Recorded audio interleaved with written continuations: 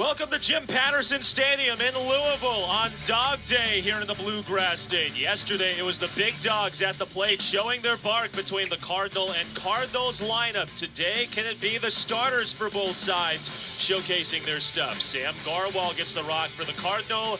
Ethan Eberle gets the ball for the Cardinals in the second game of this three-game series. Yesterday, Stanford, in the first ever meeting against Louisville, showcased their stuff at the plate. A part of a 5-run third, all with 2 outs. Brady Reynolds rocked his second 3-run home run of his season out of the yard. A lead Stanford would not relinquish. Then in the ninth, Rintaro Sasaki delivered a knockout blow with his first career grand slam to set up the Cardinal with an opportunity to clinch the series here at Jim Patterson Stadium. So glad you're with us. He's the coach, Bobby Miranda. I'm Casey Roll. Both of these teams at this point of the ACC slate feel like they've underperformed, that they've still got a lot left in the tank. What do you take away from the complexion from these two? Well, both programs trying to climb their way up in the ACC, set themselves up for the tournament, and then the committee, the NCAA tournament. Think about this. The 4th-ranked team in the country last year, the Louisville Cardinals, 4th-ranked team in the country at the end of the season, and then the Stanford Cardinal, if they do not make the tournament this year, that'll be 3 straight seasons without a tournament bid. Well, when you take a look at the numbers from yesterday for Stanford, those are numbers that might make a lot of ACC pitching staffs fear for themselves come the ACC tournament. 308 average, 5 hits with 2 outs, already more than they had all of last weekend against Clemson. As we take a look at David Esker's lineup for Game 2 of this 3-game series, 19 consecutive games with Rintaro Sasaki leading off. What do you like about a power hitter leading things off? Well, I love it, and that just goes to show the last 22 games the Cardinal has had a home run, all right? Their slug is up. They did it yesterday, scoring 12 runs. It's all led by the leadoff hitter, Rintaro Sasaki. His dad coached Shohei Ohtani, and it looks like he's done a nice job with his son as well. Ethan Eberle did a nice job with making sure his strikeout stuff was playing in Durham last week against the Blue Devils. Didn't get the decision to go his way, but how does his stuff match up against this Stanford lineup? Well, how about 17 strikeouts in 15 2/3? Are you kidding me? If that happens again today, the Cardinal will have a tough time scoring runs off the lefty. Friday night starter for Louisville to begin the season. A part of a shuffling deck of rotation arms for Dan McDonald's Cardinals this season.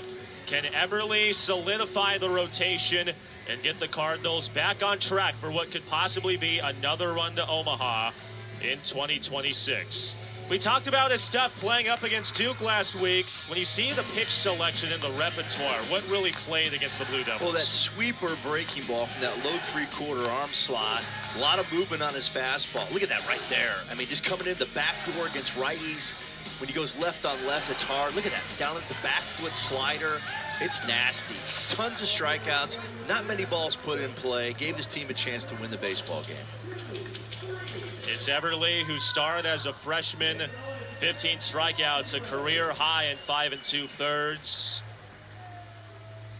Can he get his strikeout stuff working today against the Cardinal lineup? Rintaro Sasaki is the first man to greet him to start the second game of this 3-game series. First ever weekend between these two storied programs in their respective histories. Sasaki takes a called strike to begin the afternoon.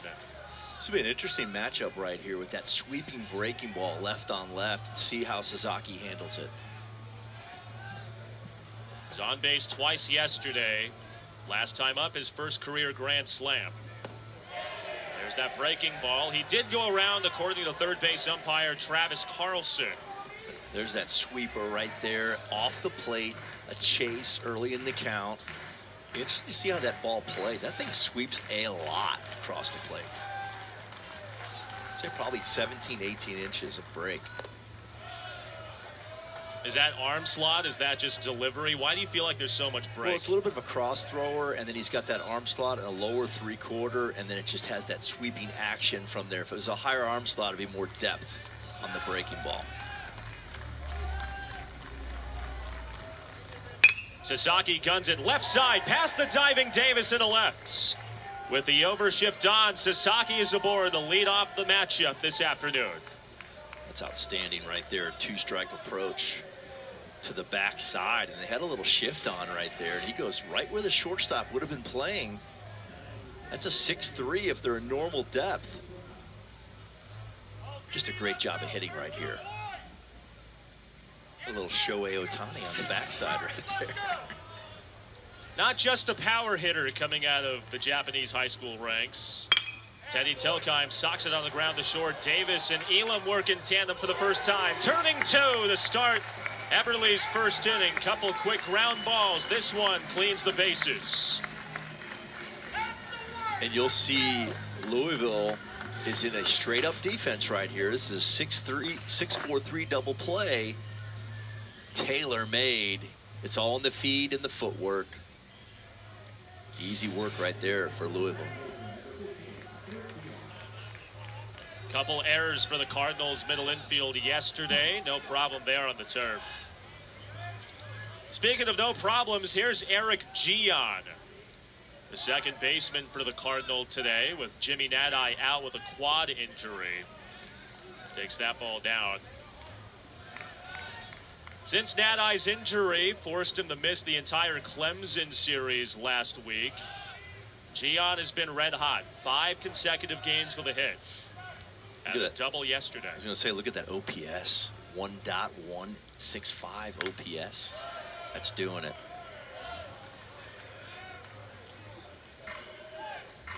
First-year Cardinal infielder by way of Columbia. Ivy League second-teamer in 2024. Played 1 game with the Lions last year. Missed a lot of time due to injuries, both in his upper and lower body.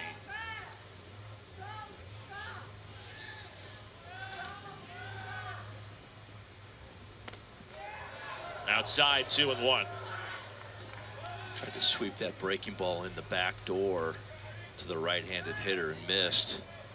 Just didn't get quite extended through that pitch like he did last weekend. We'll see if he can kind of feel that pitch moving forward.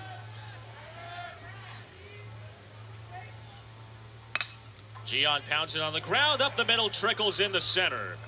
Extends his hit streak to 6 straight. Second hit of the inning for the Cardinal, keeping things moving in the first. That's 2 hits already, and not even in an inning. Both singles. You got to think going into this game, losing 12-2, and the Cardinals slugging them so well last night. You want to keep the ball in the yard. You want to keep them at singles, not doubles, triples, home runs. Innings extended for Charlie Bates. Stanford not a team that runs a ton, tied for the fewest stolen bases in the ACC with Notre Dame. Converted center fielder playing shortstop for the first time in his college career. Bates takes a breaking ball for a called strike.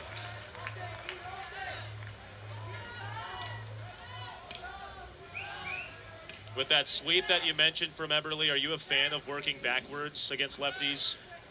Yeah, it just depends upon the situation. Fisted out toward left field. Jax Heisel's first chance in the outfield this weekend. Makes the grab to retire the side. Couple hits for the Cardinal, go for naught. Louisville's bats step up to the plate for the first time this afternoon when we return at Jim Patterson Stadium.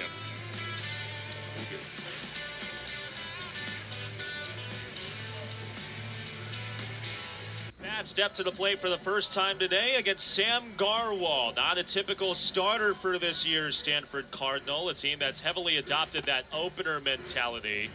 4th consecutive start. He hasn't thrown more than 5 innings this year. What's going to be his complexion today? Well, with talking to Coach Esker while I was driving over here today, he's trying to get 3 innings out of him, 3 zeros, and then go to another person in the bullpen after that, kind of a piggyback situation. But Garwal has a high arm slot, down angle, good arm now from the left side, 89 to 92 curveball changeup. So it's more of a downer breaking ball. But here's the thing with him, 2.84 walks per 9. So the standard is 3. He's below the standard. He's going to throw it in there. If you're a Louisville hitter, you're going to get a good pitch to hit. You're not waiting around for a walk. Speaking about not living up to the standard, Dan McDonald's Cardinals teams in the last few years known for slugging the rock out of the yard. Yesterday, 0 for 9 with 2 outs, 2 for 11 with runners on. They had 2 hits from the top of their order and 2 hits from the 4 through 9 portion. Not going to get it done in ACC play. Unheard of from a Dan McDonald team. I mean, this is an offensive machine. I mean, you have, especially like the top 5 hitters in this lineup can go get it. And this guy knows what he's doing offensively for sure over many, many seasons.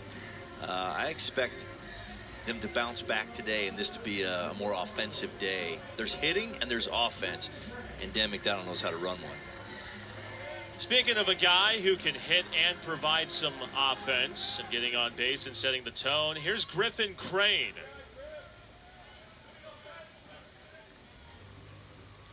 Sophomore from Rhode Island takes a called strike. He's been in the leadoff spot for 7 consecutive games for the Cardinals lineup. Check out the third baseman where he's playing right here. That is like little league distance to home plate. Taking away that bunt. His speed, his bunting game is so efficient. Got to make him swing the bat. That's just what they did with 2 strikes. They'll make a shift, play a little deeper.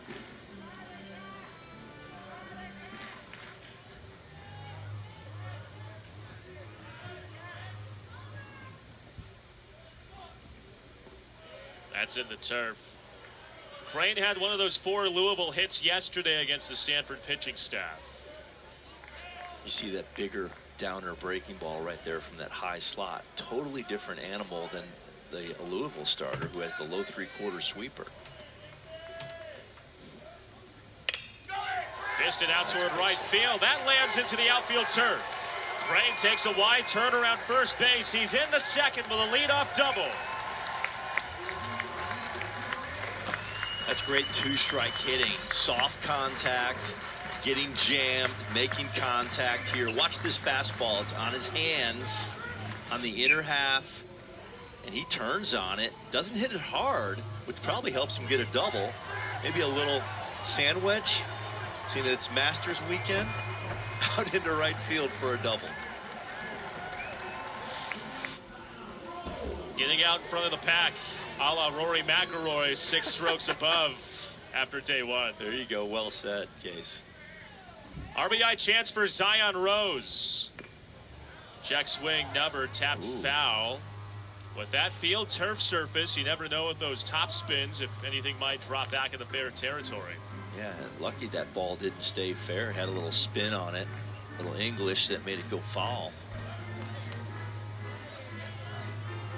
A guy that Dan McDonald loves to see back in his lineup, moving up to the number 2 spot today. Drove in a run in the first yesterday. He's down on a breaking ball.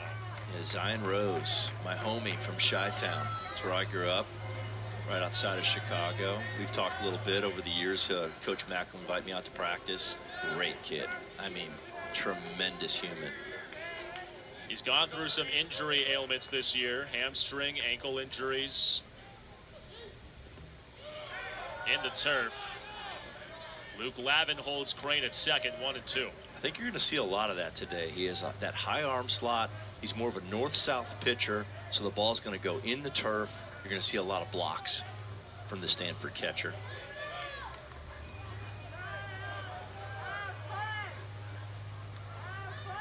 Lavin's going to be working hard back there. Rose wraps it out toward right center field. Tailing inwards, Brady Reynolds makes the grab. And a big 3-run home run yesterday at the plate. Holds Crane at second for the first out of the first. Let's go, Tate, let's go.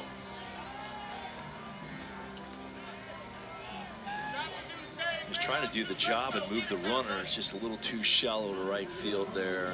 You know, he had 2 strikes on him, so it's not what he wanted to do in that situation for sure, with a man on second, nobody out. Speaking of outs, pitchers in the ACC and all across the country have had as hard of a time as anyone getting Tate Davis out.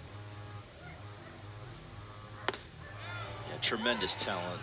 Tremendous approach. I love the way Tate Davis hits the ball to the other way, down the left. I was here last year. He had a home run walk-off, actually, in a run roll game, right inside the foul pole to the backside. Davis socks it into right field. That's into the outfield for a knock. Brain around from third. He comes in to score. And just like yesterday, Louisville strikes first against the Stanford pitching staff. Nation leading 64th RBI of Tank Davis's sophomore year. Tell you what, he can hit a little bit. That was an off-speed pitch, and he pulls this very look at this. It's a breaking ball, kind of a cutter, little sweep to that cutter. And watch, they're on a shift on that side of the field, and he hits it right through the shift with tremendous velocity off the barrel. This guy can play a little bit. Dad was a heck of a player too back in the day. Guy that Dan McDonnell says is bar none the best hitter in college baseball this year. Speaking of guys who have increased their hitting profile this year, here's Byram Hotz. He's cooled off a little bit this week. Saw his hit streak end against Kentucky in a midweek on Tuesday. Was hitless last night, but has provided some protection to Davis this year in the lineup.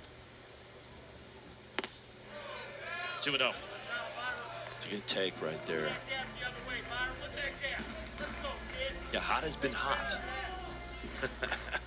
Scalding hot. Okay, I was going to say there are levels to heat that you can refer to. Different adjectives you could use.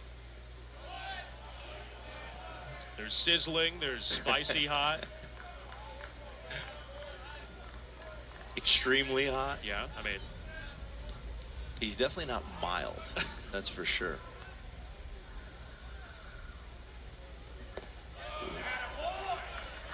And I think one of the reasons he's such a good hitter, I was watching him on video the other night, it's just such easy takes. I mean, for a young player, he's just got such easy takes. Watch him stride. He's not out of control. It's a very simple approach.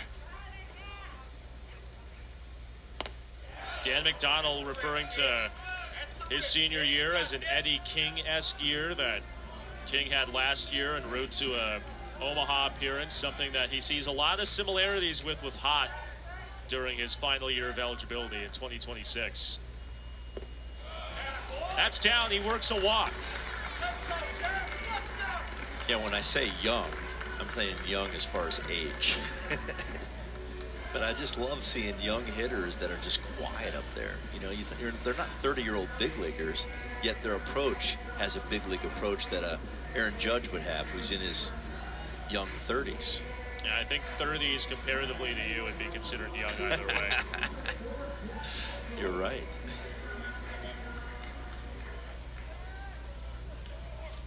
RBI spot for Jax Heisel was not in the starting lineup yesterday. Did get a late pinch hit opportunity in that 9th frame. Switch hitter batting right-handed takes a called strike against Garwal. That's the best fastball that Garwal's thrown, 90 in, really establishing the inner half of the plate right there. If you have a great hitting team, you have to throw in. You have to throw in. You may hit a few guys here and there, but you have to establish that fastball in. You're going to try to get them out. What does that do? Why is it so important? Because what happens is a great hitting team is trained to go through the middle of the field. And when you throw in, you have to pull that ball. And you might be a little bit early with your shoulder, your foot, your hands. And it opens up a way to get people out. It's been working for 100 years. Hard in, soft away. If you just stay away all the time and we have a good approach through the middle of the field, you're just going right into our strength. Make sense?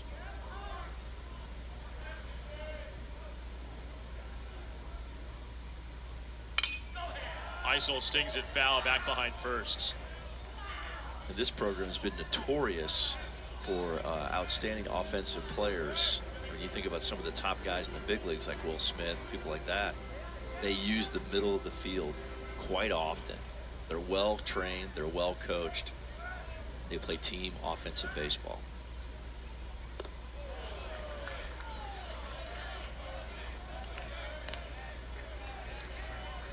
Louisville did its damage yesterday in the first inning. Scored its lone pair of runs in the first against Quinton Marsh. Got 2 on with only 1 gone in the first against Garwal. Here's the payoff. Heisel takes down. Bags are loaded after back-to-back walks. Tried to go in again right there, missed down. That's a really just a quality at bat. I like the plan. The execution needs to improve.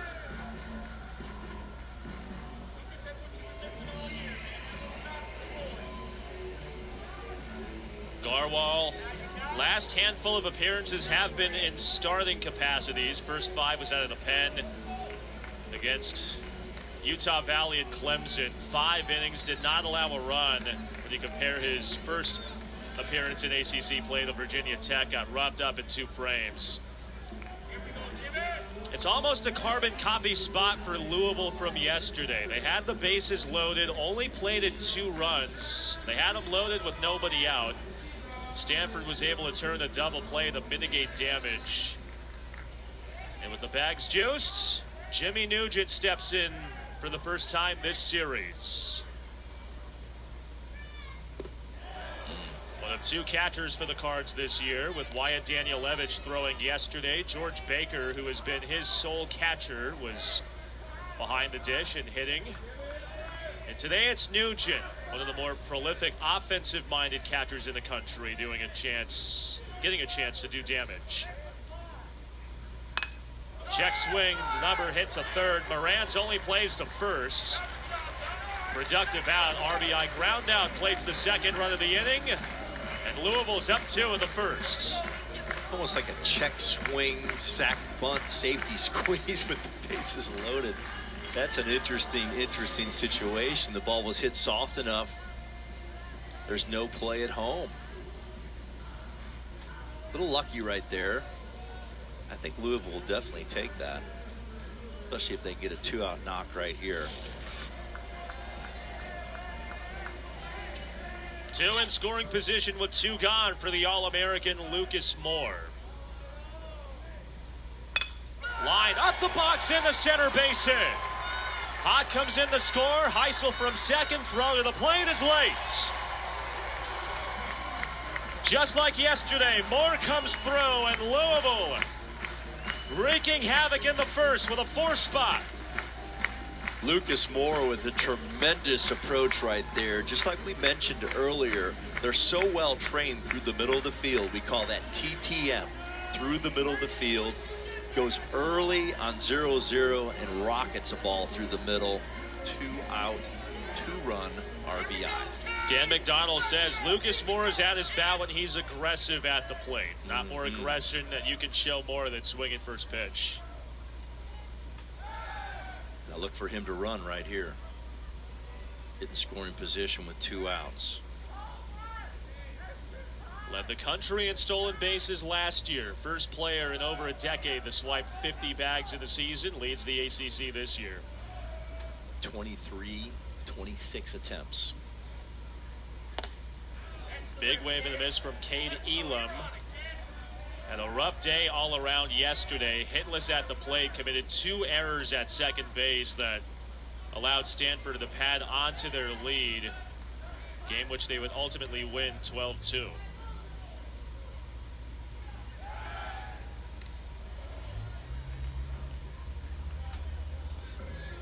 Coach, with 2 outs, how much of an emphasis as a pitching mind that you tell your guys to focus on base runners? How much of it was just focus on the batter with 2 outs? Well, I think it depends upon the runner. I mean, you're talking about an A-plus runner out there with Moore, and you want to keep him at first base. And remember, in college, we can throw over 100 times if we want. There's no rule like in the big leagues where it's 3. So you have to keep him there. You want to. I always look at the field like a football field. You're on the 20-yard line right now at first base. You're at the 50 at second. You're in the red zone at third. So you want to try to keep him on his 20 and not score in the end zone, which is home plate. Does that make sense? So this is like the kicking game right here. Keep them pinned down on their own 20. Try to keep them away from the red zone or the 50-yard line where they can score easier.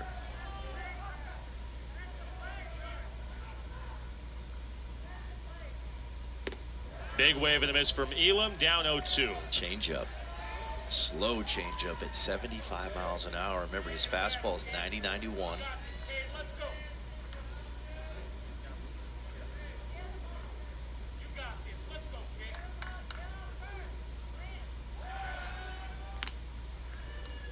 You allude to the pickoff rule in the big leagues not applying to college baseball. Are you a fan of that when you think of college ball preparing you for pro ball, not having that pickoff rule? I don't like the limited pickoff rule at all at any level. I feel like you should control the running game any way you want. I like the pitch clock rules. I like the ABS. I like a lot of these rules. The one rule that I do not like is how many times you can throw over, because we've really had it. We've really, come on, think about this. The stolen bases have gone up, which is kind of exciting and everything, but some of these guys are getting records, and they're talking about it like, oh my gosh, look at all these stolen bases. It's so easy to steal a base in the big leagues right now. You know he's not going to throw over if he's thrown over twice. Appeal to first. Elam held up according to A.J. Lastaglio. 1-2. I just feel like that chess game of controlling the running game has been eliminated a little bit. I don't like that. I feel like there's a real chess game going on between the pitcher, the catcher, and the runner that needs to stay in play. I like that at the college level right here. It's part of the game. Everything else I'm in favor for. Some of the stuff they've done, outstanding. Pace of play, awesome. I know that slows it down when you throw to first base, but I feel like you have to kind of control the running. These guys can fly. Great athletes. The best way to control the running game is just hold the ball. Hold the ball, hold the ball, hold the ball, then pitch. Similar to that. Elam fans, first strikeout for Garwal ends the first, but not before Louisville plates 4 runs in the bottom of the first inning. They scored 2 yesterday in the first. Louisville does damage in the first, damage they could not replicate in all 9 innings yesterday. How do they follow up the last 8? On to the second when we return. It leaves your hand. J.J. Moran takes a called strike at 89. Reserve middle infielder last year for the Cardinal as a freshman. Showed out in the Northwoods League with 10 home runs last summer. Has earned the starting spot at third base as a second-year college standout this year. Down 0-2. Those are 2 really good fastballs. Probably the 2 best fastballs he's thrown in this game. That's a good sign, sitting there for 15, 20 minutes and coming out and firing a good arm side fastball and then a fastball in to get a 0-2 count. Breaking ball just misses back door. Ball 2 strikes. You can see he's trying to establish that sweeper. Almost in the left-handed batter's box. Steal a strike on the black. Just not quite getting through that pitch yet. Moran pounds it on the ground to short. Couple room service hops for Zach Davis. He's played the last 5 games at short due to an injury to Alex Alicea. Easy work for the freshman to start the second frame.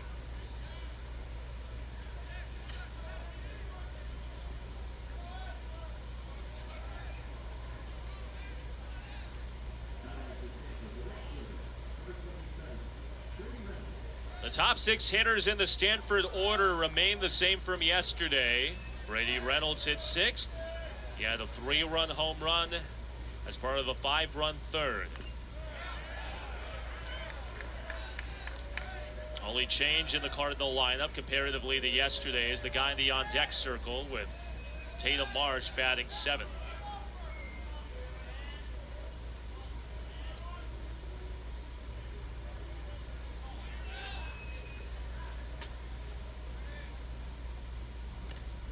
In tight. Something Stanford was able to do a ton of yesterday, get on base via the hit by pitches. Had 4 against the Louisville staff.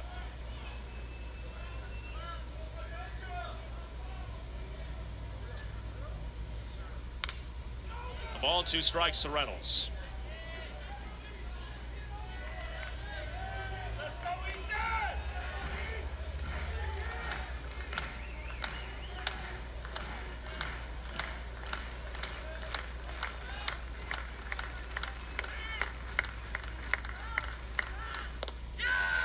Just above the letters.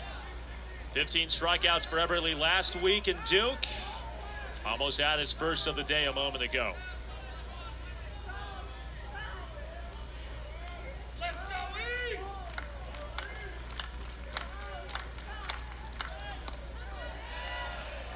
Where's this 3-2 have to be right here? I don't know how that didn't hit him right there. You know what I mean? He held his ground. That ball didn't break. He's probably going to have to repeat that sweeper for me. I would go sweeper, sweeper. The next one you throw is usually better than the last. You throw that one very good. You'll make the adjustment. Over to the outer black, got him looking at 89. Or how about a fastball away, dotted on the black? That works as well. It's a beautiful pitch from that low 3/4 arm slot. You see it right here, and it just comes across, hits the black. We call that carving the fastball away, left on left.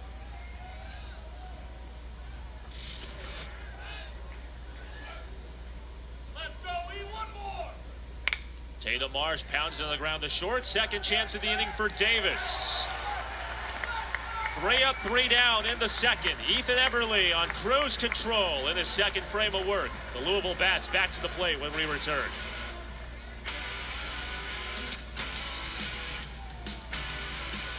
At the park here at Jim Patterson Stadium, those dogs are trying to cool off. How does Stanford cool off the Louisville lineup? 4 runs on 3 hits in that first frame. More runs than the entire 9 innings in yesterday's series opener against the Stanford pitching staff. What does Sam Garwal's complexion need to look like after those conversations you have after a tough first inning? I think he needs to do a better job of executing that fastball, and he's trying to get in on the Louisville hitters, but he's missing. He made a few walks because he was trying to get there. He's missing down a little bit too much in. You've got to get in on the Louisville Cardinal hitters, because if you don't, they're going to wear you out through the middle of the field like Lucas Moore did on the 2-out RBI. Zach Davis takes a fastball up high to begin the second. 29 pitches for Garwal as part of that elongated first frame. And there you go, Case, right there. Beautiful fastball executed in. That's something he needs to do a better job of throughout this outing.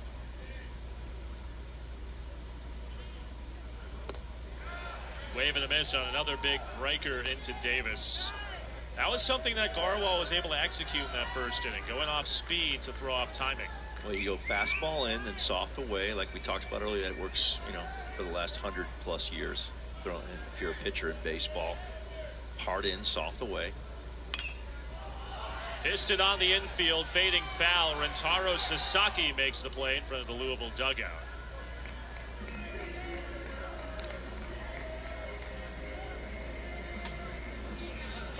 Sasaki's a good-looking player. He moves. I was watching him during batting practice. He really moves well at first base. Really good feet, quick arm action. Just a good-looking player out there for sure. He definitely knows what he's doing around the bag. Speaking of footwork, here's Griffin Crane. Had a leadoff double to start the first inning. A guy that Dan McDonnell, his head coach, has raved about in terms of his IQ and his ability. Squares bunt, pulls back, and takes outside. With Lucas Moore in center field, Crane playing a corner position just naturally with an All-American in center. You're not going to displace an All-American playing center field. In the ACC, second in batting average, second in on-base percentage. That's second in on-base percentage with an asterisk, because Miles Bailey at Florida State leads the ACC in on-base percentage. He underwent leg surgery a couple weeks ago, so his season is over. So among active players who are still playing, he leads the ACC in on-base percentage. With the shift, J.J. Moran dips down that OBP. Wow, J.J. Moran playing Little League depth. That ball got on him in a hurry. He's probably, 70 feet away from home plate. Check this out. Look how shallow he is. And snags it to the backhand side. 83 miles per hour off the barrel. That gets you on you in a hurry. Couple quick outs for Garwal, with Zion Rose taking a called strike. Do you feel like there's more of a luxury playing in that much because this is a turf infield, or you feel like that doesn't really matter at this point? don't know. I don't know if it matters. It's just kind of a little freaky sometimes. 83 looks like 103 when you're that close, right? Only 70, 65, 70 feet. In the first inning, I thought he was even closer than that. I thought he was probably 60 feet from home plate. I mean, that's seriously like Little League World Series depth. You do some Little League World Series coverage, right? Yeah, I did some stuff last year up in Taylor, Michigan. We did the 13, 14-year-olds, so that's the next level up from Williamsport. We did their World Series, and Chinese Taipei, wow, they are amazing. They were unbelievable. They really just were so well coached and impressive the way they play. Their shortstop, look for him playing Major League Baseball somewhere. He could really play the game.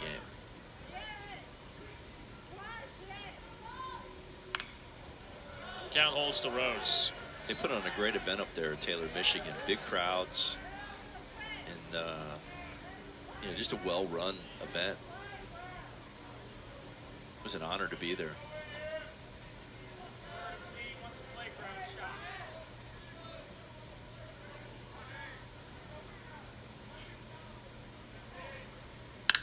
Rose on the ground, past the diving Moran to the left.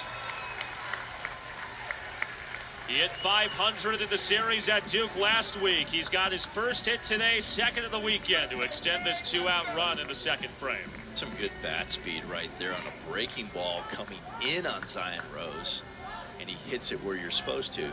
A lot of guys try to back that breaking ball out, hit it to right field, and they jam themselves. You got to pull that breaking ball against a lefty when it's coming into you as a right-handed hitter. He smoked it in the 6-hole. It extends this inning for Tag Davis. Nation leader in RBI, drove in his 64th of his sophomore year with a single in the first. Look at those numbers. 19 bombs, 393 average, and 64 RBIs. Are you kidding me?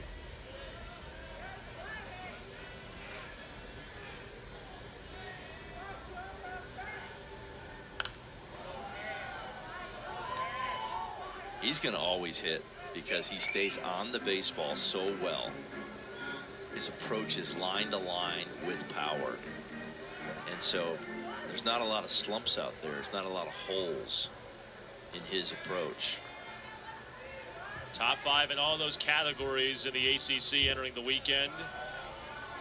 Takes that down, count evens. Not just a power hitter, but the hits are up there. The on-base plus slugging is there, scoring runs. And think about it, he's hitting 400 off left-handed pitchers and 406 off right-handed pitchers. I mean, over 400 from both sides. So it's unbelievable.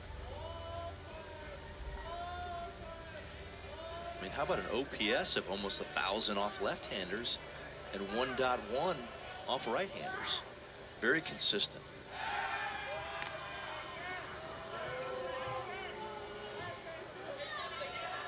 Looking at this heat map for Davis, red means really good, blue does not mean good. Lots of red there. Right, and look at that away red, that up and away. That's because he drives the ball so well to the backside, to left field.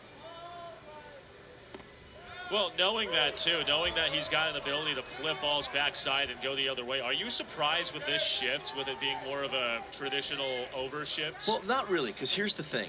When you hit the ball on the ground, a lot of times you'll pull the ball, it'll be on the ground. When you hit the ball in the air, 9 out of 10 times it's in the air to the backside. So they have the numbers. Yes, he's good on the backside, but it's more air backside. Does that make sense? When he goes ground, he's more pull probably. That's kind of normal for every hitter. Think of Zion Rose pulling that breaking ball. When he pulled it, what did he do? He hit it on the ground in the 6-hole. Middle of the field is backspun, kind of like a 2-iron or to the backside, like, the Masters this weekend. Like Rory's doing this weekend. Exactly. Davis goes down, serves it in the shallow right. Gian in the shift throw. The first is scooped by Sasaki, and it is in time for the out. Rose kept running around from second base. Everyone a little bit confused, but first base umpire A.J. Lastaglio did call that an out at the bag to end the second. That's exactly what we talked about. He pulls the ball right, and it's more on the ground, a one-hop line drive into that shift. Nice play by Stanford, 4-0 Louisville early.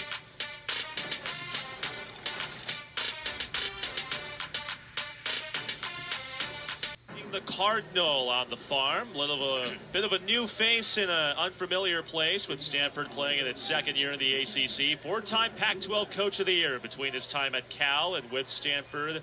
Led the Cardinal to 3 straight trips to Omaha from 2021 to 2023, coupled with 10 regional appearances. Ethan Eberle misses outside to Luke Lavin to begin his third. Speaking of Coach Esker, a guy that you've got a lot of familiarity with in your times coaching back in the day. Yeah, Esky's a stud, man. When I was coaching at Wake Forest, we used to go out to California a lot, recruiting a lot of California kids.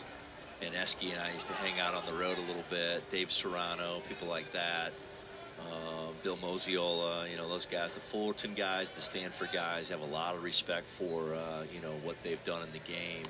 He was a great player back in the 80s, won a national championship as a shortstop for Stanford, but just a solid human and a great guy to hang out. 12-hour days on the road, area code games, stuff like that.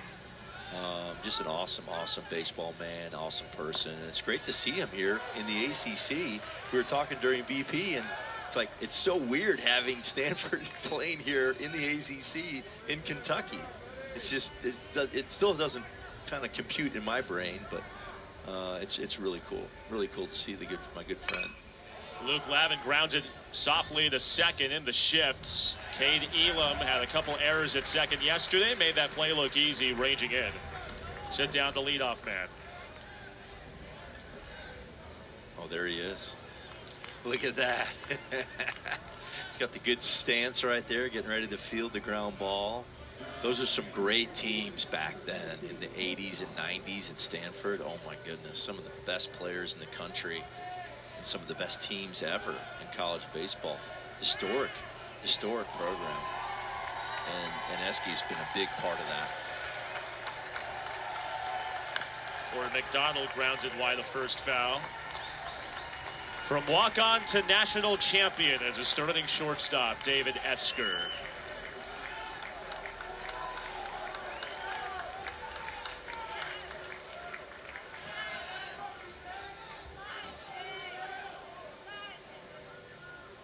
In tight, McDonald hit by a pitch.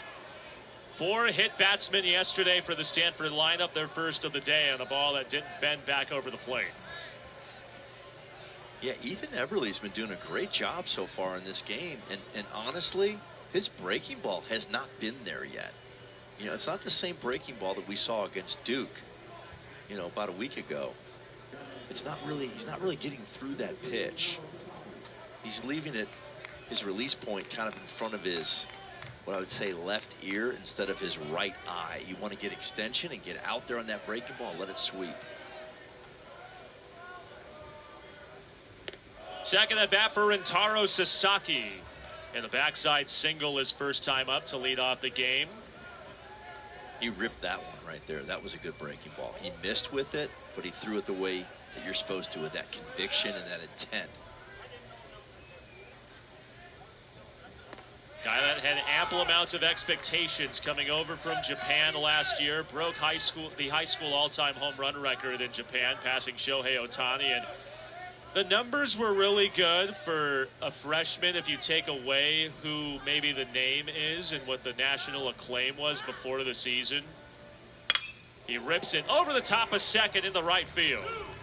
2 at-bats for Sasaki, 2 hard-hit balls. That's a good-looking swing. Speaking of guys with some good-looking swings, there's a young Rintaro Sasaki throwing up the peace sign. The guy on the left, if you're not familiar, if you've been living under a rock for a decade, might be the greatest baseball player to ever live. He could play a little bit. Here's the replay.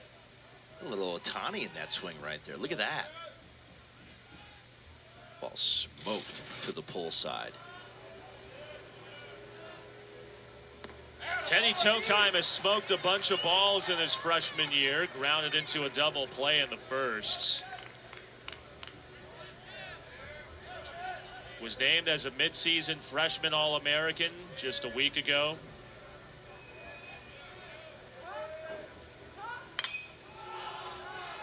Lots of young talent on this field between both teams. Already mentioned Tage Davis as an underclassman, freshman All-American last year. Tokai may very well be the best freshman in the country this year playing for the Cardinals.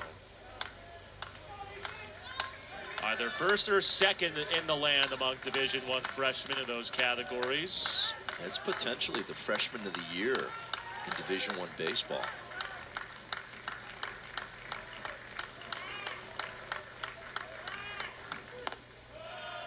Back-to-back days is the DH for the Cardinal. Pair of hits yesterday in the opener. I was talking to Esky this morning a little bit while I was driving over here, and he was just so impressed with his maturity in the box and at the plate for a young player. He's like he's way ahead of his years. And with his approach, his execution at the plate. I mean, this guy's going to be an absolute bear in the ACC.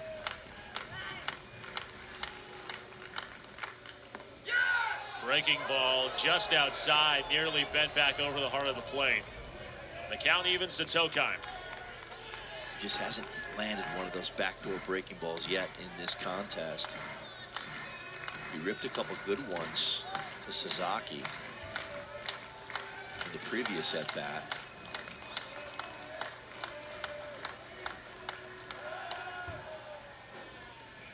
And I use the word rip a breaking ball. That's how you want to throw it. I mean, you want to throw it like you're throwing your fastball. You want to get aggressive with it, extend it, and that's when it really has the, you know, the top and elite action that you're looking for when you throw it like that with that kind of intent.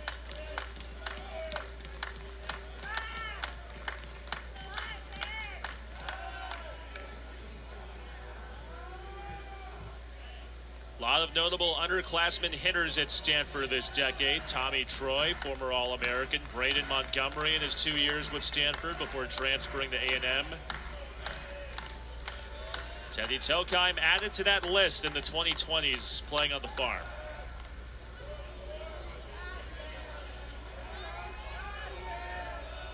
How many of these pickoff attempts do you feel like are legit pickoffs? How much of this do you think is just disrupting the timing? This is more eyewash, I think, or trying to disrupt the timing of the hitter than the base runner.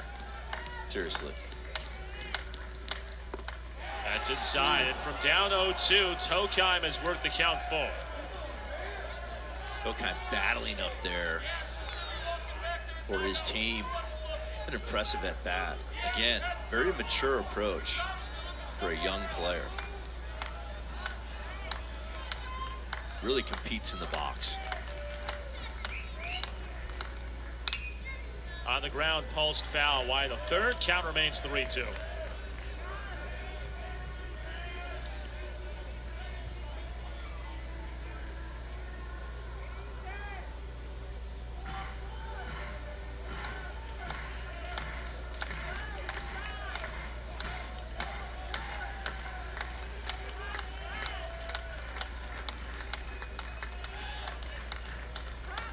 Three-two again. Tokai fans. Second strikeout for Eberle today. Puts up the second out on the board in this third.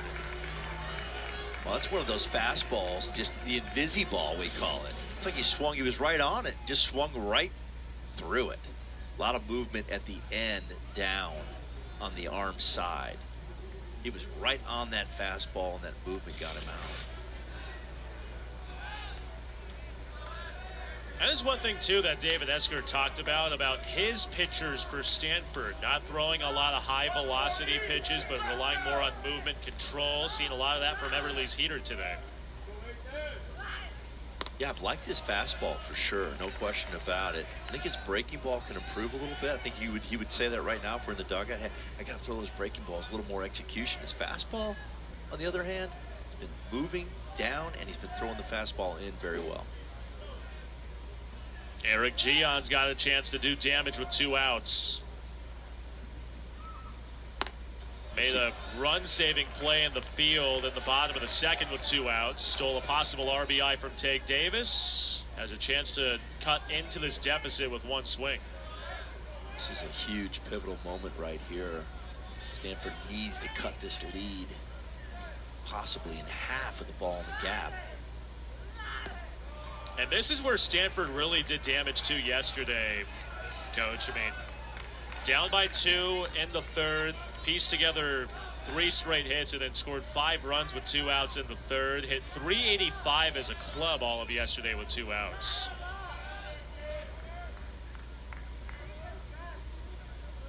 Yes! 3-1.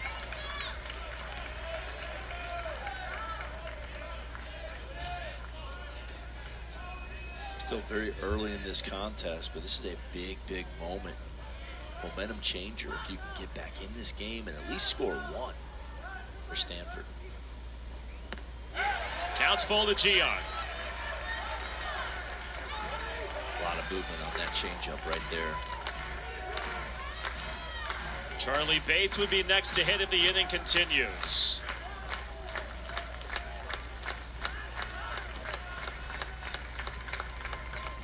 Three-two.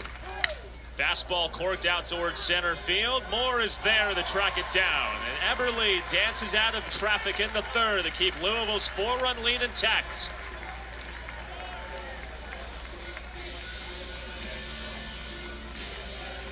To an early lead against Stanford, but not quite to the extent as it was today. A leadoff double from Griffin Crane, second time he's led off with a hit. And then Tage Davis, the nation leader in RBIs, drove in his 64th of the season. Byram Hott doing the job as well with an RBI ground out. And Lucas Moore with 2 on and 2 outs plated a pair of runs. Louisville scored 2 runs all of yesterday. They plated 4 in the first, and that's where they're at right now. A 4-0 lead on the Cardinal of Stanford in the second game of this 3-game series. First time these 2 teams have ever matched up against each other in each respective history. That is interesting, right? I mean, it is odd that you think of it. I mean, 2020s, 2010s have been really good, the both schools. It would There's see a lot of CWS Omaha appearances. this year That's too, right? So you'd think maybe in Omaha. Byram Hott takes a breaking ball down to begin his second AB against Sam Garwal. Casey Roll with the former coach in the ACC, Bobby Miranda, Coach Mo.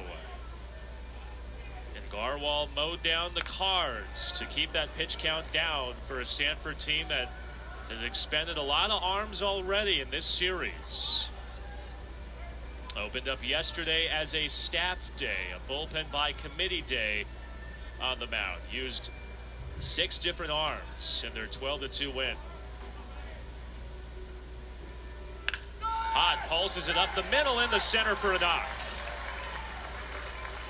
Hitless yesterday, first hit of the series. Sparks the Cardinal lineup in the third. It's again that good hitting approach through the middle of the field, TTM, on an off-speed pitch. Just stayed right through the middle, didn't try to do too much. It's a leadoff guy on right there. Big inning potential for the Louisville Cardinals. Speaking of a guy who Coach Dan McDonald mentions may be doing a little too much, Jax Heisel steps in. Switch hitter flips it foul back behind us. Was a standout at Parkland College through his first 2 years playing college ball. The numbers have been up and down for Heisel this year. Really hit a bit of a wall in the ACC when conference play started, when Coach McDonald discussed his initial struggles playing power conference ball. So it's similar to Lucas Moore, just maybe doing too much, getting out of his shoes. D1 game maybe moving a bit too fast for him. How many times did you see that in your career with hitters specifically making that jump from JUCO to D1? Oh, I think that can definitely happen. I think what also happens is you have too much success sometimes in the fall, and then you're thinking, wow, Division I baseball is, I'm not saying this is what happened with Heisel, but this is what happens a lot of times. Freshmen, what do they have? They're playing inter-squad games, thinking inter-squad games, and I've arrived since they have success. But the spring is totally different than the fall. Totally different than the fall. And you just kind of go through it a couple times, get that experience. You can't read this in a book. You got to live it. You got to have the adversity, and then before you know it, you'll get through it if you keep grinding. Because I mean, there's a lot of talent right there. That athlete that's in the box just needs to keep playing. Coach Mack putting him out there, and good things are going to happen.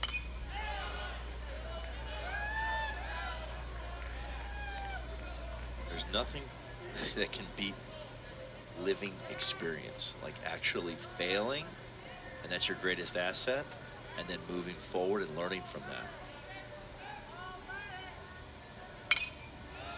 I like his approach right now. He has 2 strikes. He's trying to foul balls off to the backside. He's staying, on the baseball, middle to the backside.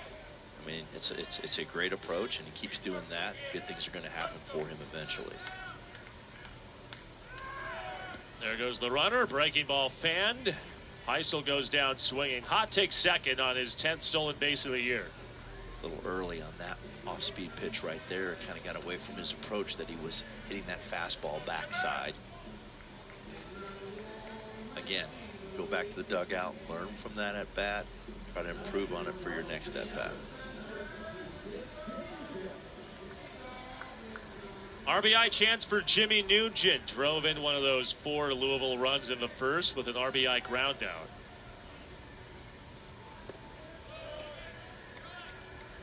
Oh, for his last 13 with that ground ball out in the first. Caught 2 games at Duke last week. Was named to the Buster Posey Award midseason watch list, award that goes out to the top catcher in college baseball. Lofts it a mile high to center. First chance for Tatum Marsh in the outfield. Battling the sun. Makes the catch. The All-American holds hot at second base, and there are 2 gone in the third. It's a big out right there, getting that second out, because scrambling in the Cardinal bullpen is Parker Warner. Coach Esker was talking about kind of piggybacking him later in this game, and they would love to get through this inning with Garwal, maybe another one after this, put a 0 up, and then get deeper into this game, get a chance for their offense to catch back up. First time Lucas Moore stepped to the plate with 2 outs. He drove in 2 runs. He swung away first pitch in that first inning to plate those 2 runs. He takes outside.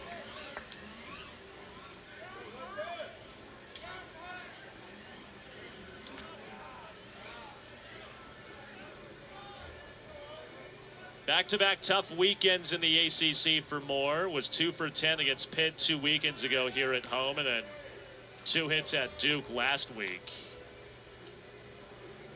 Dropped him down in the 7-hole today. He's hitting 207 against left-handed pitching, so you wonder if that's the reason. His slug is under 300 against left-handed pitching, so OPS under 700. Get him down in the 7-hole, get him to see a few more pitches. Wasn't the top of their lineup, hitting 2-hole a lot this year. Last year doing a lot of damage at the top. Probably a good adjustment right here. Think about it. He had a 2-out, 2-run RBI in the first inning, so this could be a good sign for Lucas.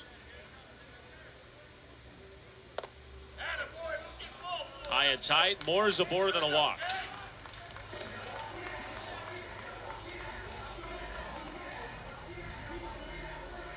First time we get to see Stanford pitching coach Thomas Eager make his way out toward the bump. First 4 pitchers yesterday for Stanford, each tossed 1 inning. Days extended a bit for Garwal, with the Stanford pen starting to get a little bit more loose.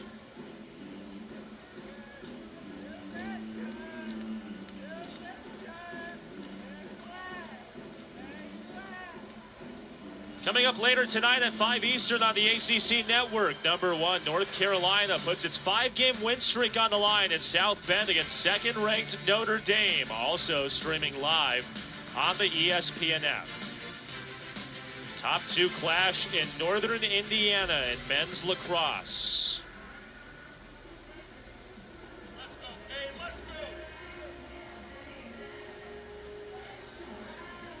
This has been a big emphasis for Stanford, getting some extension from its starters / openers, depending how you want to look at Stanford. Innings, definitely a lot more expended by relievers. Yeah, look at that 5-inning max outing. Cade Elam flares it the other way, foul to right. 5 innings is their max this season that they've gone as a starter. That puts a lot of pressure on your bullpen. A lot of innings, obviously, on that graphic right there from your bullpen.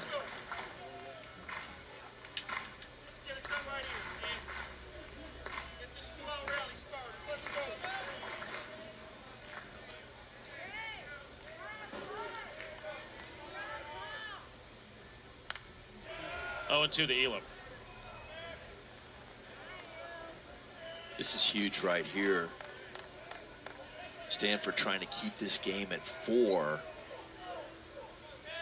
You do not want that lead extended if you're on defense right here. Louisville was 0 for 9 with 2 outs yesterday, 2 for 4 today with 2 gone.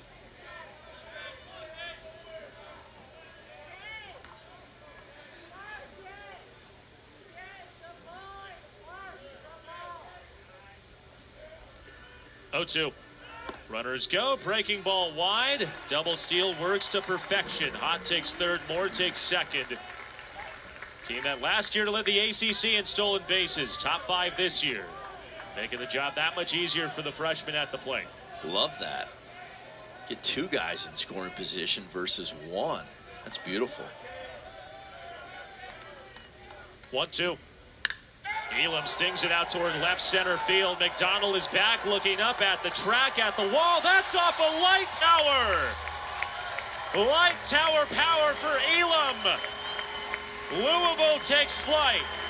It's a house of cards at Jim Patterson Stadium.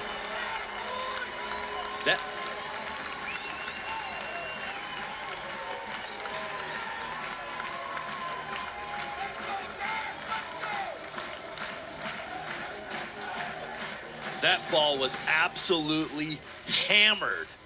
This ball's up in the strike zone, off speed, gets the barrel out. 102 off the barrel. Out of here in a hurry. Just defying gravity. Big knock with 2 outs by Elam. Hey, the Artemis just came back down from orbit. That ball had to come back down at some point, right? That's right. Boy, that was that's a good point right there, Case. Zach Davis takes a called strike. That ball was crushed. Up the middle and the center. Speaking of freshmen crushing baseballs, Elam a home run a moment ago. The freshman shortstop Davis gets aboard with his first hit of the series. And Elam from Corbin, Kentucky. Yeah, you've got some familiarity with Corbin, Kentucky. My wife and I spent the night there last night. I'm coming from Clemson, doing the UNC Clemson game last night. That was our destination at 2 a.m. Corbin, Kentucky. So there you go.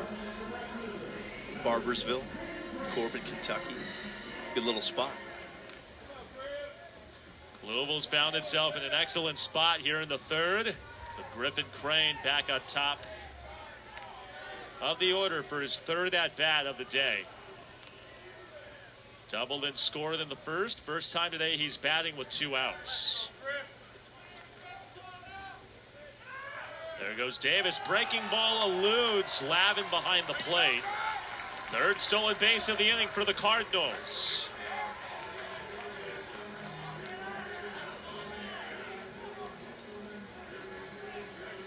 How much longer does David Esker wait to pull the trigger on possibly making a pitching change?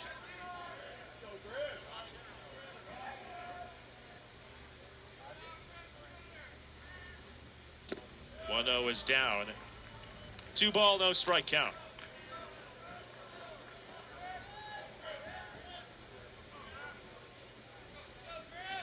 Andrew Shaw in the bullpen, getting hot for the Cardinal. Fisted foul, 3rd base side. Moran tracks it down in front of the Stanford dugout to make the grab. But the damage is done. Cade Elam Had a rough day yesterday with 2 errors in the field and a hitless day at the plate. Takes off and defies gravity with 2 gone. And Louisville is in full flight, up by 7 in the 3rd. He was a possible quarterback prospect coming out of high school. He puts them up 7 to put Louisville up a touchdown here at Jim Patterson Stadium. Cardinals yesterday, that wasn't the case so far today. 2-run, 2-out single in the first. How about a 3-run, 2-out home run from Cade Elam in the bottom of the 3rd, and he's put Louisville up a touchdown as we play into this 4th inning. Casey Roll and the coach Bobby Miranda with you from the Bluegrass State. Charlie Bates takes a called strike from Ethan Eberle, following up a dazzling performance that he had last weekend in Durham against Duke with 15 strikeouts. Hasn't had to rely on the strikeout stuff today. A lot of soft contact to this Cardinal lineup that made a lot of loud noise yesterday in the opener. Bounding ball up the middle. Elam backhands. Tough play across his body. The first is in time. Wow.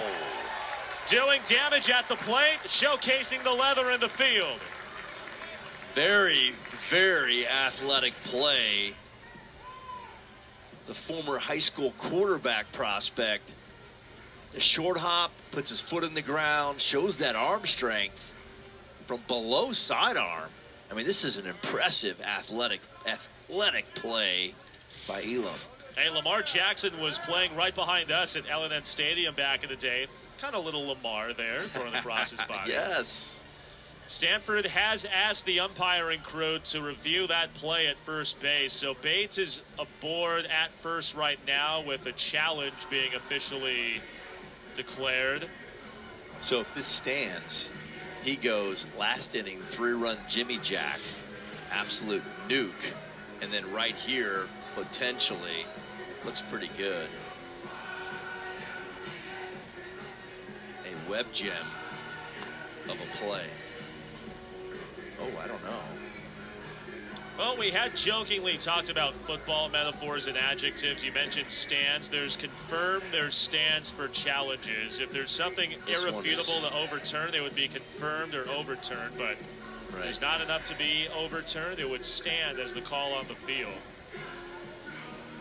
This look right here is exactly what the umpiring crew of Dustin Fields, A.J. Lastaglio, Gregory Strait, and Travis Carlson are looking at. I think he might be safe. Very close, though. Very close. A really good stretch by Davis. Ooh, I don't know.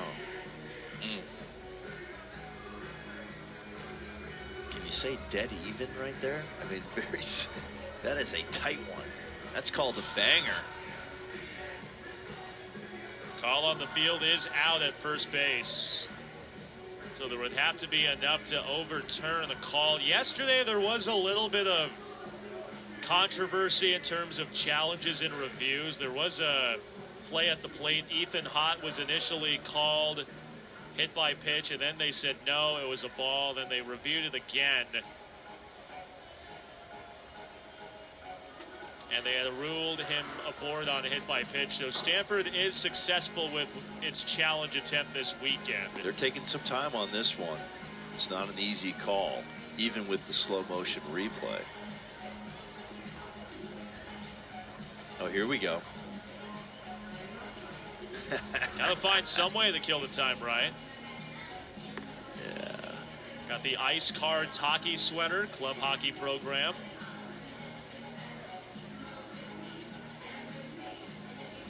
The tough call, really tough call.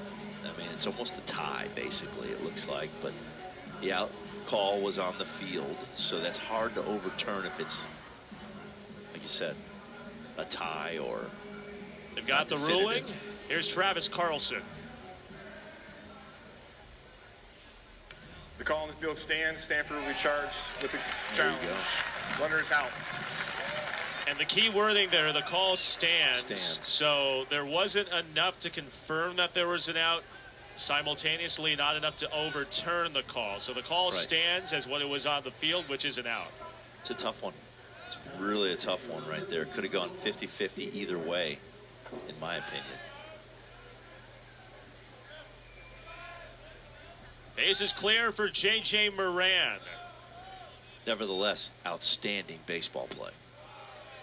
And how about that, too? I mean, you hear it all the time. Baseball can be unforgiving, and one day you could be a Hall of Famer. Second day you might be a GOAT, with some people just wondering how tough of a day could you possibly have. Kane Elam yesterday, 2 errors on a couple balls that weren't necessarily hit super hard to him at second base. Just a couple balls that Elam would probably say himself he should have made.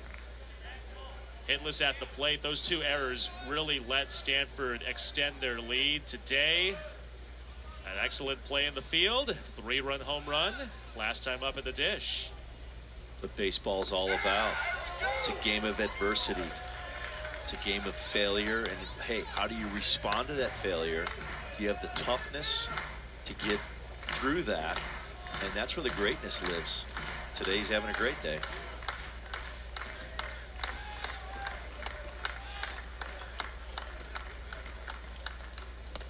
Speaking of responding to failure and from failure, Ethan Eberle, the opening day starter for Louisville, was a big part of last year's CWS run, got relegated to the bullpen after getting rocked around once ACC play started. Stood out last week against Duke, and so far has put up a 0 against Stanford. Nearly had his 3rd strikeout of the day. Instead, the count runs full.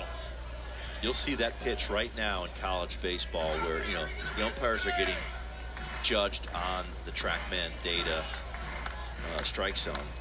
That pitch down that they used to call 5-6 years ago, they don't call that pitch quite as much because the strike zone's a little bit higher and tighter than it used to be. There's your walk. First base on ball of the day issued by Eberle. Louisville pitching staff, which as a whole has walked more batters than anybody in the ACC.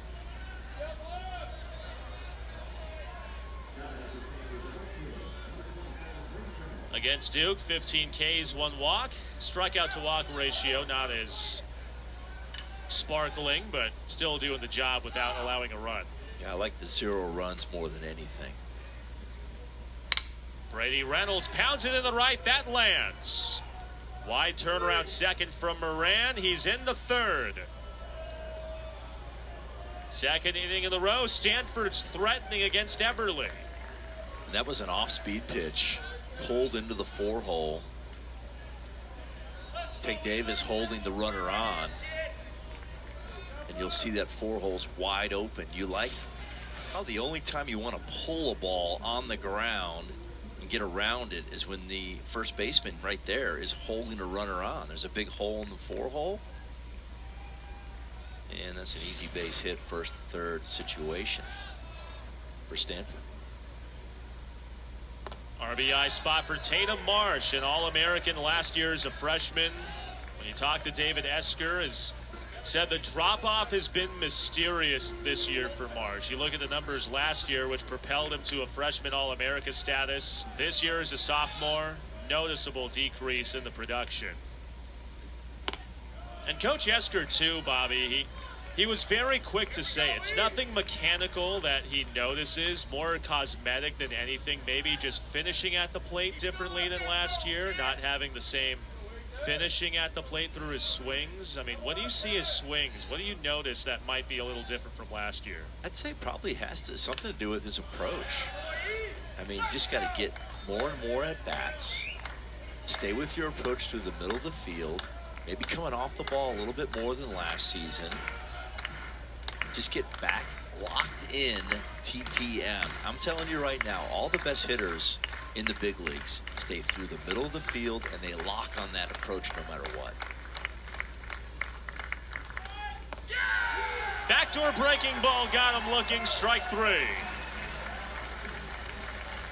3rd K for Eberle, puts the 2nd out of the 4th on the board. Let's see where this pitch was. He's been trying to do that all day, that backdoor sweeper. This one just gets the black just enough.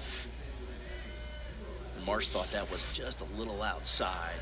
Might have been, But hey, the umpire is always right.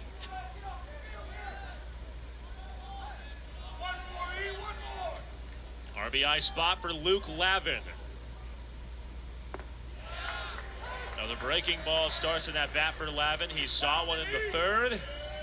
He sees one to begin his at-bat in the fourth. That's a good breaking ball right there. Good sweeper. Feeling some confidence with that pitch now.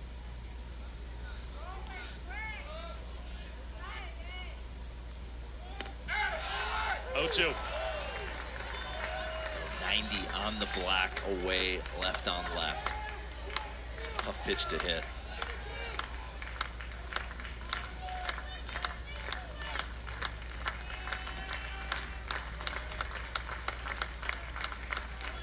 Got him swinging. Second inning in a row. Eberle gets out of a jam. Some good breaking stuff right there. Watch this pitch come in the back door for a backwards K. And then this breaking ball sweeping away left on left. Outstanding job right there by Eberle. 7-0 through.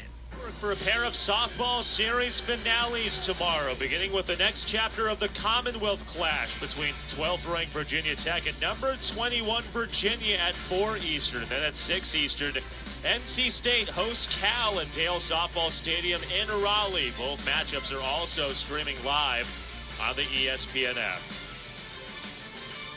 The fans are tuning out to Miley Cyrus's party in the USA. Andrew Shaw is trying to quiet down the party here at Jim Patterson Stadium, entering after 3 innings from Sam Garwal getting knocked around. 7 runs, 7 hits.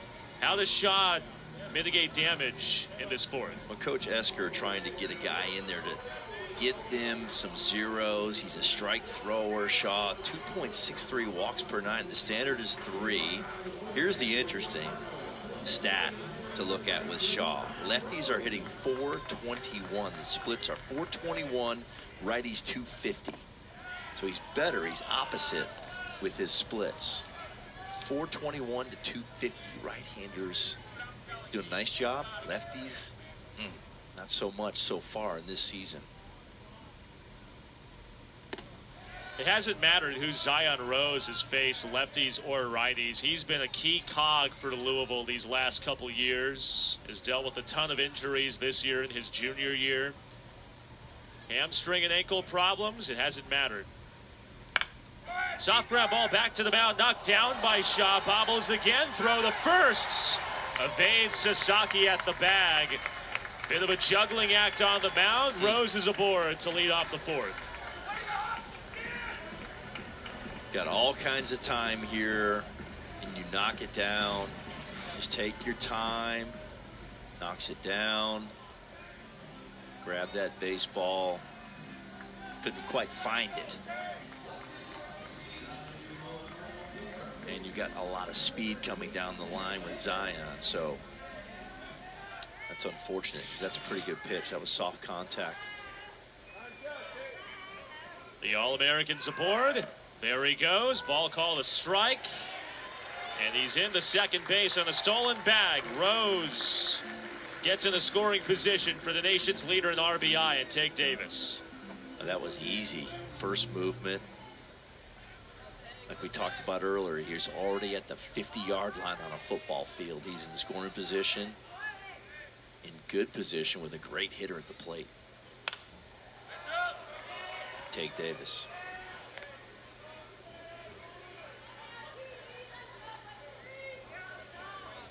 Guy that Dan McDonald preaches nothing but good things about. Even when he's chewing him out in his office, just says the guy's so light-hearted and very fun-spirited to where he could be chewing him out for something, just saying, hey, look, I want you to do something better, or do something else. And after that conversation ends, just says, hey, you want to go fishing sometime? Yeah. Let's go fishing, coach. He loves him. He's not just a recreational fisher, but look at that trout right there. There you go. Wow. Wonder where that was. He's not going to give that away, right? That fishing hole. That's impressive. You know what else is impressive? He's hitting .457 against left-handed pitching. And remember, Shaw, left-handed hitters are hitting .421. So this is not a good matchup if you look at the track record this season. For Shaw. I mean, I read that correctly, right, Case? 457 against left-handed pitching with his power. Because his approach is elite. Check swing appeal. Did he go around? Yes, he did. Andrew Shaw says throw away the books and all the stats. He gets up Davis. I'm impressed. I'm impressed. That was a really good breaking ball. He made a darn good hitter. Looks silly right there. And that's baseball, isn't it? 457 left on left, 421 allowed against his left-handed hitters this season. And he strikes out one of the best players in the country. That's why we love this game. Byram Hott takes down. Been on base twice today, a walk and a single. Still humans playing the game, right? Not numbers, not robots. There goes Rose. That's outside. Throw to third is late. 2 stolen bases in the inning for Zion Rose, showcasing that speed on the base paths. Quality jump right here. Wanted to get to third base with 1 out. Great jump. Good throw. Just beat it. Just outran that baseball. Infield drawn in for Hott. That infield's in, your average goes up almost 200 points. You're playing at that Little League defensive distance. Fun to hit in this situation. The approach right here, you can see they have a shift on. Everybody's on that left side of second base. The approach is through the middle to the backside. That'll keep the ball in the air and not on the ground into that defense. You see them right here, all 3 Stanford Cardinal infielders on the left side. Hott sprays it the other way. That finds outfield turf. Rose comes in to score. Hott around from first base, and he's in the second. Byram stays hot at the plate. 2-hit day for the senior infielder, and he extends Louisville's lead to 8. That is an absolute clinic right there on how to hit with the infield in and shift it.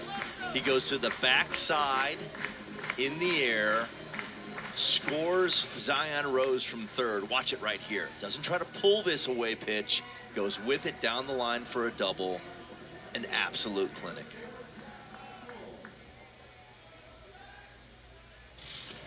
The runners in scoring position numbers for Louisville have been a clinic today. 4 for 10.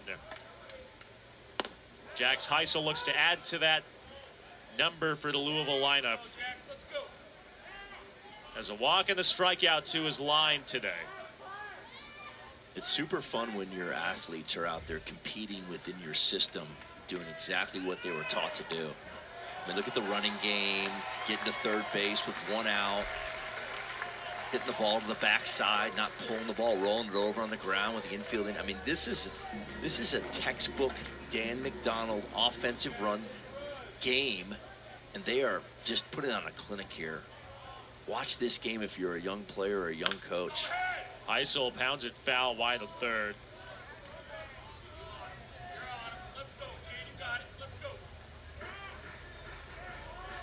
Stanford took the opening game of the series. They completely shut down the Louisville lineup. The Cardinals had 1 hit in their last 7 innings at the plate. Those 2 runs came in the first. Today, they've made their noise felt. Coach Mack has made some adjustments for sure. Check swing. Heisel did not go around, according to A.J. Lastaglio at first. You know Coach Mack was watching some video last night with his coaching staff. He came in this morning. They got a game plan together, said, here's what we have to do. And they're doing it. They're executing that plan. Backdoor breaking ball lands at the knees. Heisel fans. Second strikeout for Shaw in the inning. Let's go, Jimmy, let's go. Too close not to bring home, Jimmy, let's go.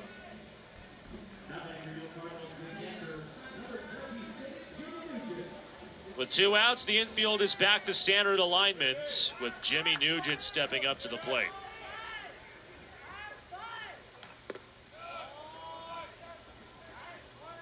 Drove in the run with an RBI ground out in that 4-run Louisville first. The Cardinals have scored in 3 of 4 innings today. 4 in the first, 3 in the third, 1 in an ongoing 4th. It's been a total opposite outcome from yesterday. You think about it, 12-2, and now we're 8-zip on the flip side of what happened from yesterday. That's why we play the game of baseball. It's awesome.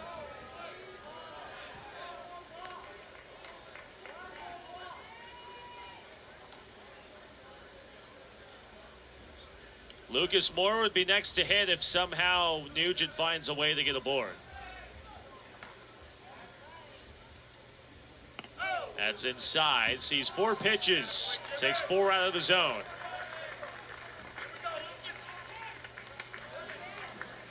Yesterday, Stanford did its damage with 2 outs. Today, it's Louisville returning the favor. First time Moore stepped to the plate. Brought in 2 runs with 2 outs with a single. And remember, that was a first pitch line drive up the middle, which you made a good point on, that Mac loves when he goes early. Coach Mac is all over Lucas Moore to swing early, swing often. He loves his aggressiveness.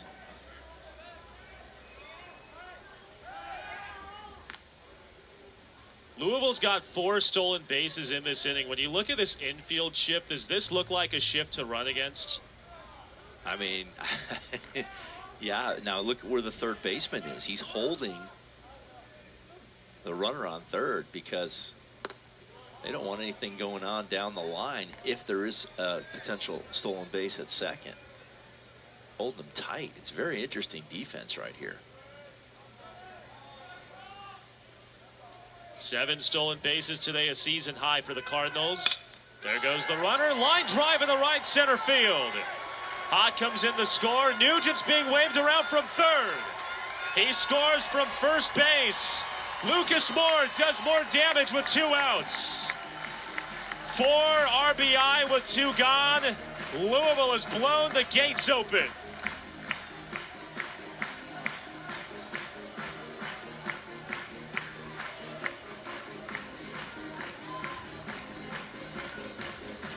Lucas Moore have a day getting through the middle of the field, smoking balls from gap to gap. Watch this right here. It's a fastball down and away, and he stays through it, doesn't try to do too much. They've got the shift on and smokes it into the gap. 2 out, 2 RBI twice today for Lucas Moore. Can Cade Elam cash in again with 2 outs? 3-run home run his last time up in the third. He has a chance to put up another multiple run homer with Moore at second. And you think about Lucas Moore, both of those 2-out, 2-run RBI, at bats against left-handed pitching, which he's been struggling this year, hitting .207 versus lefties. And just staying through the middle of the field, not trying to do too much. Both of those balls were smoked on the line. Elam socks it on the ground to short, backhanded by Bates. Long throw is scooped up by Sasaki to retire the side. But Louisville does its damage again. Puts up another 3 spot for back-to-back innings. They're up 10 through 4 here at Jim Patterson Stadium.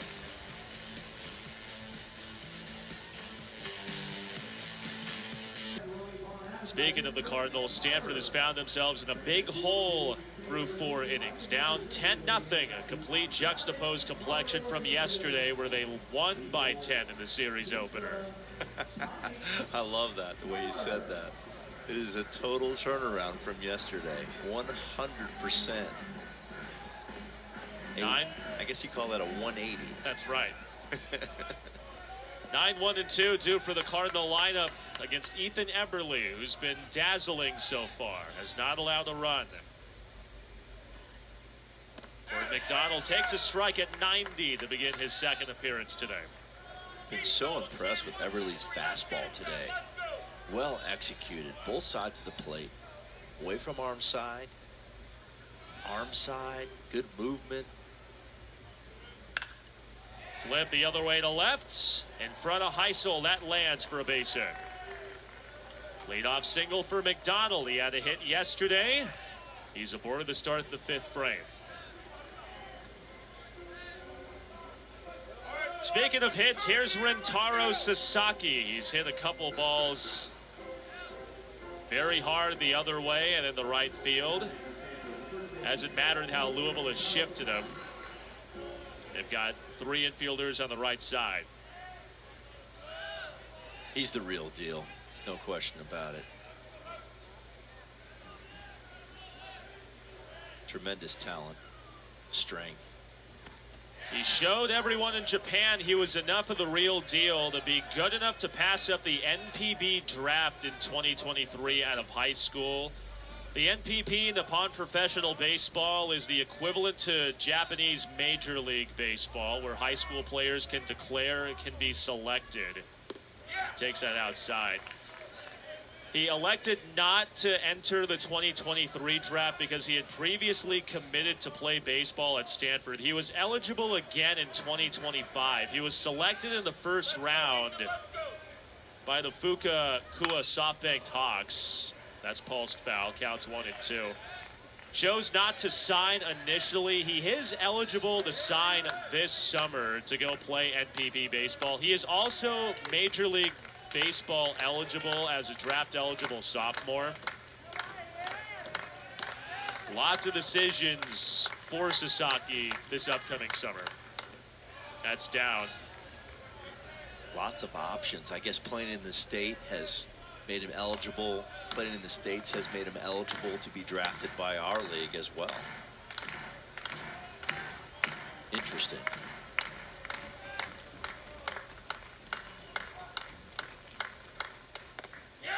Sasaki takes outside. Count runs full. The ball's out. It's a great eye.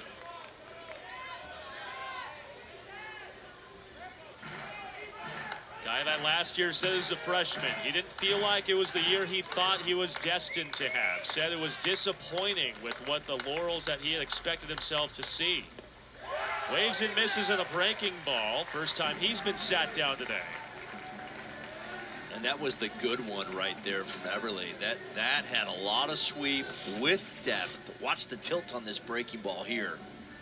Gets through it, and it goes down and away from Sasaki. It's a tough pitch to hit. The only way to hit that is probably hit it into Stanford's dugout if you want to make contact. Otherwise, just take the pitch. Teddy Tokheim has been sat down twice today. A double play bounced into and a strikeout.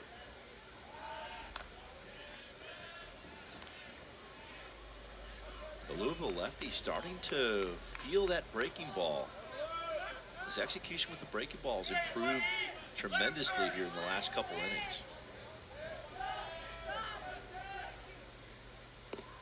There's that breaking ball down. It's a good one. That's the good breaking ball. Even the last two that he's thrown are the ones that we saw against Duke last week. Those really powerful sweepers with some depth.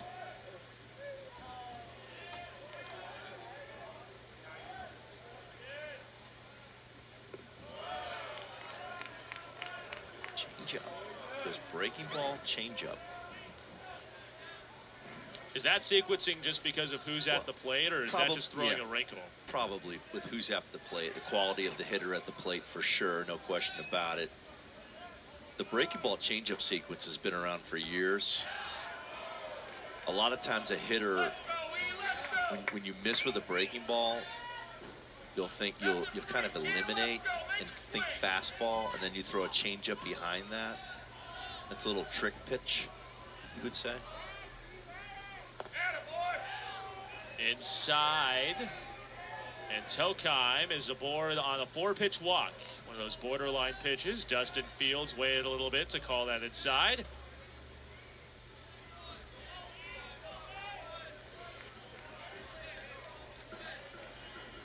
And with 2 on and 1 gone. It gives Eric Gian a chance to put Stanford on the board with a hit. Jake Schweitzer beginning to get loose in that right field bullpen. Like Ethan Eberle last year, stood out in Louisville's Omaha run.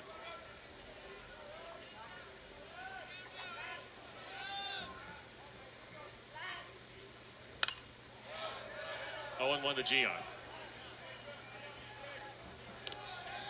When you talk to Stanford head coach David Esker about the challenges of coaching Stanford in this current NIL and transfer portal era, he was really blunt, just saying, you know, it's really hard to get the guys who can academically qualify to get into Stanford, to get guys who not only could be producers with our program, but guys who can also excel in the classroom. Very much that student-athlete focus. Eric Gian definitely fits that bill.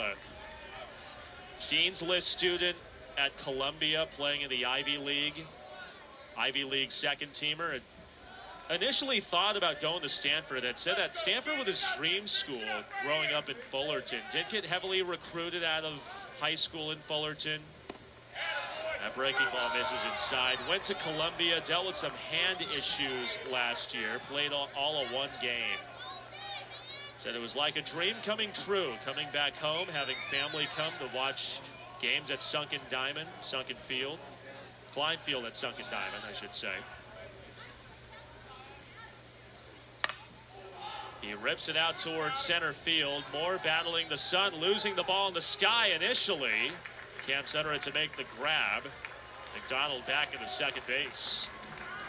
Wow, he stayed with that ball quite nicely, waiting for it to get out of the sun. Sometimes you have to have your hands up there, or your glove up there, and just wait on that ball to clear that sun, the angle of the sun. Right here, he doesn't see it. Oh, wait, there it is. Boom. About the last 20 feet, sometimes that thing just appears, and then you snag it with your leather. The challenge. Did a nice job right there.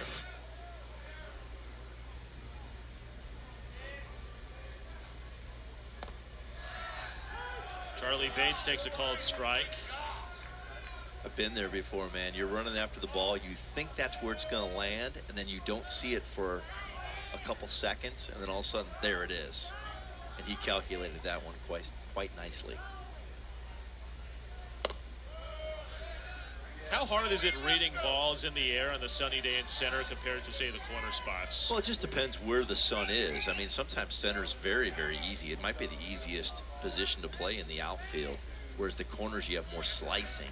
But as far as the sun is, it's just where it's positioned at that time of the day. And it's very similar. If it's a bad position in center, right, left, I mean, I would just say it's the different time of the day. But I'll tell you what, man, playing the corners, the slicing down the line, playing right or left with the hooks, I think those are much more difficult than playing center field.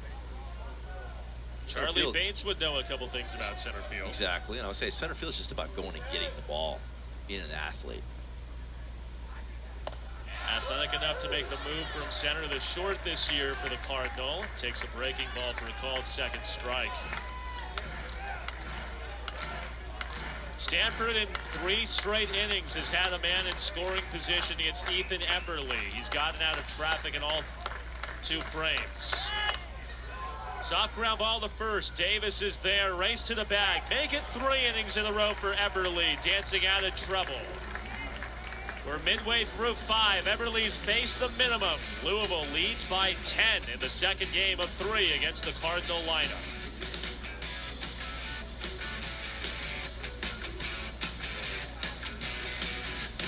North Carolina after winning it all last year. Well, ACC in the top 40 is well represented. Florida State and Georgia Tech battling in Atlanta this weekend, both top 5 in RPI. Speaking of those Tar Heels, number 11, Virginia, under new leadership in 2026, top 20. Boston College may be the surprise in all of college baseball with how they have played. Wake Forest and Miami cap off the top of the ACC in the top 40, with Louisville and Stanford also pictured on the outside looking in. Zach Davis takes a breaking ball down to start at this bottom of the 5th against Andrew Shaw. Second appearance for him out of the pen. Long way to go as far as RPI and the tournament, the committee, everything like that. A lot of things can change in this second half of the season. You were in South Carolina yesterday seeing Clemson play. I mean, is there anybody in the ACC really just automatically jump out leaps and beyonds ahead of the rest of the pack? Yeah, I think Georgia Tech. Georgia Tech, for me, is the best team in the ACC that I've seen. I had them early in the season against Northwestern, and I've seen them a lot. Ground ball to short. Bates across the diamond. Sasaki scoops it up. One shortstop grounds to another at the start of the fifth. I've seen them a lot. I've been to their practices and stuff like that when I've been in Atlanta visiting our daughter. And that is a good-looking club right there. They're starting to really pitch the whole entire weekend. They had some problems early on Sundays, but boy, can they swing it 1 through 9, 1 through like about 11 or 12. And then their pitching has really been stepping up lately as well. I believe they're number 3 in the country this week. Griffin Crane takes a called strike. Had that walk-off against Florida State on Thursday. Going for the sweep today. That was an awesome game with an awesome finish. That game right now between FSU and Tech are tied. Game's tied in the bottom of the second in Atlanta. Clemson, an interesting team this year. They're trying to make a statement in this weekend with North Carolina, and they really need this series. They've had a tough go of it so far in 2026, and North Carolina, I mean, I think that's the number 6 team in the country according to D1 baseball. They've had a great season. I mean, you mentioned Georgia Tech's lineup. Is there anyone that can compare to UNC's staff right now, in your opinion? I mean, I think they're probably the most talented staff top to bottom, but last night Clemson, beat DeCaro, which is, I mean. Bounding ball to second. There's Gion, 2 down, and a couple ground ball outs. About as talented a guy as you're going to see in college baseball. I mean, 6'6", throws 95 miles an hour. He's got a power slider, stuff like that.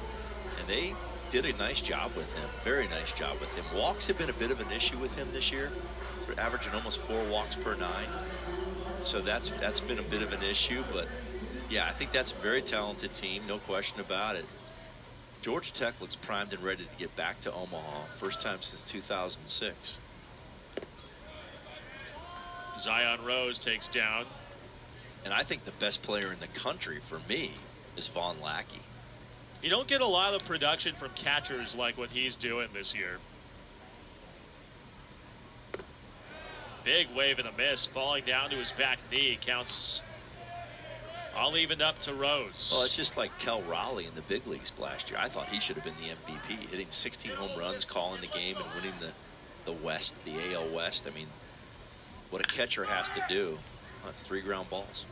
Moran completes the 3 ground ball outs. Clean inning for Andrew Shaw in his second inning out of the pen. We're on to the 6th. Louisville's lead remains at 10. Watch list was announced just a couple weeks ago. We mentioned Vaughn Lackey.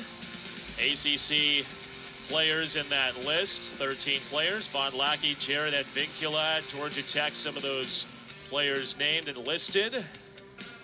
Cuvée, what a player he is at Miami. Of course, Tate Davis, he's right here in front of us today, and he's on this list for a good reason, no question about that.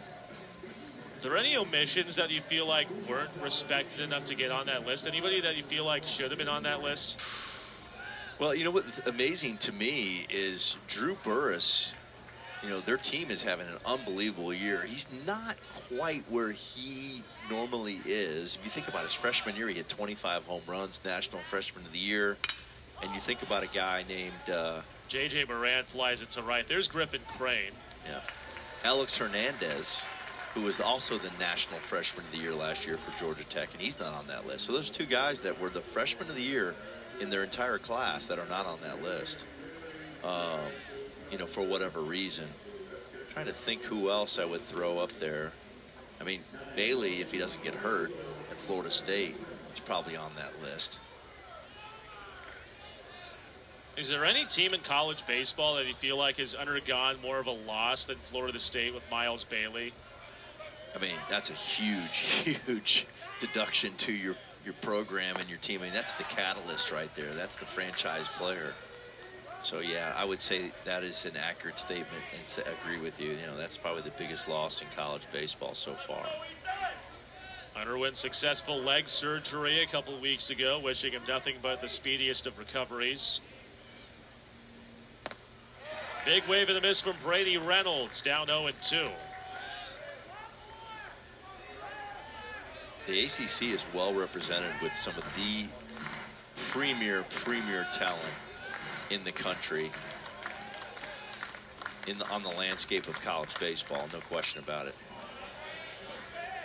Well, you mentioned Drew Burress. I mean, it is a draft year for him, projected first-round pick. I mean, when you think of how scouts assess hitters, and with the frame specifically, you hear the term projectability. Is his size going to detract a little bit? Well, here's the thing about it. I've seen Drew play a lot, even since high school, and, you know, he is a strong kid. And he kind of reminds me of, oh, that's a really good pitch.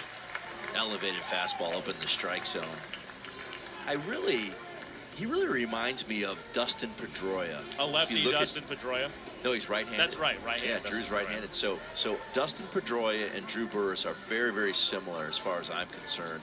And Drew Burress is going to be an outstanding Major League Baseball player. He plays so hard. And the thing that's underrated with him is he's an outstanding center fielder with tremendous speed. Look at that list right there. Quality. Ground ball rocketed up the middle from Tatum Marsh. It's a 2-out single for the All-American last year. To extend the 6th frame.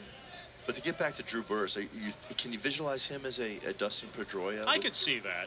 I mean, it's a stronger version of Dustin, actually. But the thing that's so underrated with him, and I've seen him play a lot, is his center field play, and he's got an absolute hand cannon for an arm. So his hitting tool is elite, but his defensive tool is A+. I mean, he can play center field in the big leagues 100%, no problem. Luke Lavin takes outside. Speaking of Dustin Pedroia, former college baseball standout, Arizona State back in the day. Can you say back in the day for 2000? Is that? I think knowing your audience is what I've been told. Can you say back in the day for 2000? I think you can a little bit. I really do. He's done. He's retired. So yeah. Saw a really good shortstop last night for North Carolina. I'm very impressed with him. We had him in the regional at Arkansas from North Dakota State. Schaffner. Yep, Jake Schaffner. Jake Schaffner. There's a ground ball clubbed the other way to left. That's a base hit.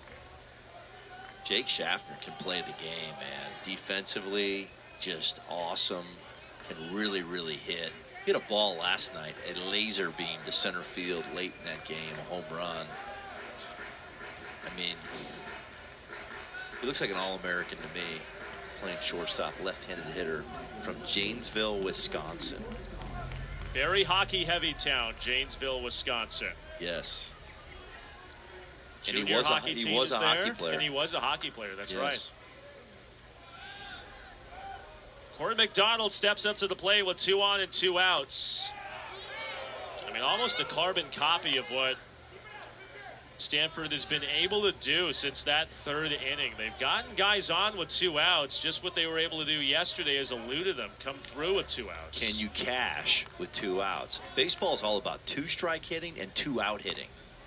That's how you score runs. You need all 3 outs to score usually. And a lot of times it's with 2 strikes. So if you go through an entire season, 50% of your at-bats are with 2 strikes. Did you know that? 50% of your at-bats, on average, are with 2 strikes. You better be good at it. Stung a mile foul down the line and right. Let's go into one more, kid. Let's go. It's crazy to think about that, though. 1 out of every 2 of your at-bats, you're going to have 2 strikes on you. Whether you like it or not. There's your Coach Mo nugget of the day. If you're tuning in, prospective ball player. Inner corner, Eberle's a strike away from leaving 2 more men on base. To further my point, 2-2 count. Let's see what happens. And there's 2 outs. So this is baseball. 2 strikes, 2 outs. This is where this is the game within the game right here. Eberle gets him swinging. 7 strikeouts in the books for Louisville's opening day starter. The pitching has been there. Stanford has gotten a lot of chances, but have left a lot on the bone today with 2 outs against the Louisville pitching staff. Louisville with 2 outs hasn't had that same problem. Jake Davis leads things off in the 6th against Andrew Shaw out of the bullpen. 3rd inning of relief for the freshman. And I would not be surprised if this young man is the National Player of the Year. I mean, 388, 19 home runs, 63 RBIs to lead the country with those RBIs. I mean, he's slugging 888. Look at this home run distance. 112, his last home run, 490 feet. Are you kidding me? He is a big-time player at this level. He will be a big-time player at the next level.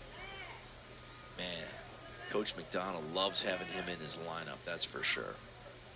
And he's a guy, too, that Coach McDonald sat him down after his freshman year. He said, okay, you've had a really good freshman year. How are you going to follow it up as a sophomore? There are books on you now. The playbook is out. Teams are going to know how to pitch you. And you can even say he's been better than what he was last year as a first-year player.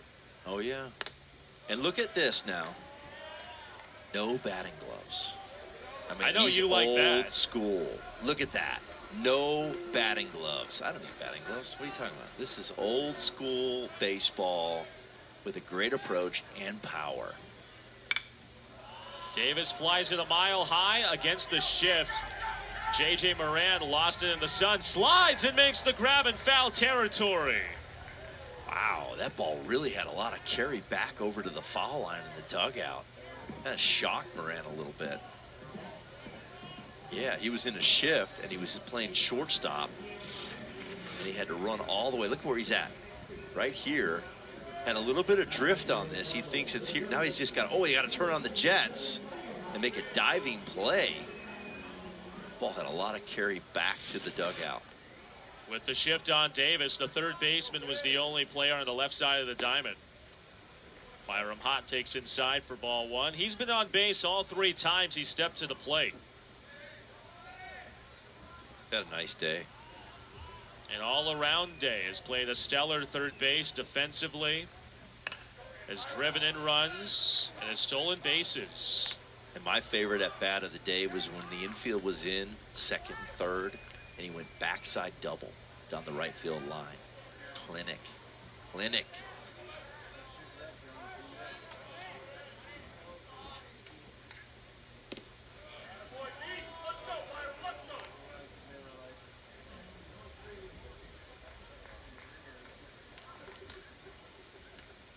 Balled out last year playing at Marist in the greater Upper East Coast.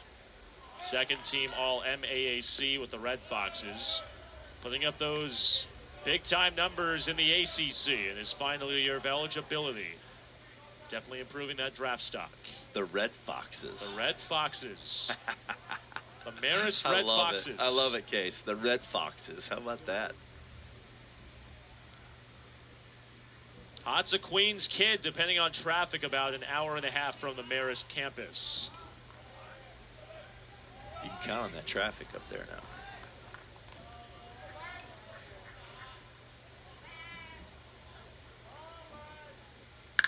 Hott stings it down the line, left field, tailing foul into the Stanford bullpen.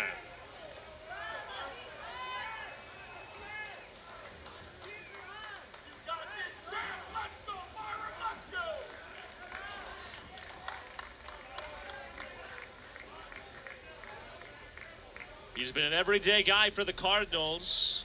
Jake Davis and Lucas Moore are the only other 2 Louisville position players to start every game at their respective position this year. Count remains 3-2 in the ball that finds a home in the Louisville bullpen. It's a good battle right here. pulling a ball, hitting it hard down the line, taking a ball to the backside, using the whole field so far in this at bat. Another foul ball. Louisville up 10 runs in this 6th inning. If they hang a 0 on the board in the 7th, this game would end due to the run rule for those who are new to college baseball. 10-run lead after 7 or more innings.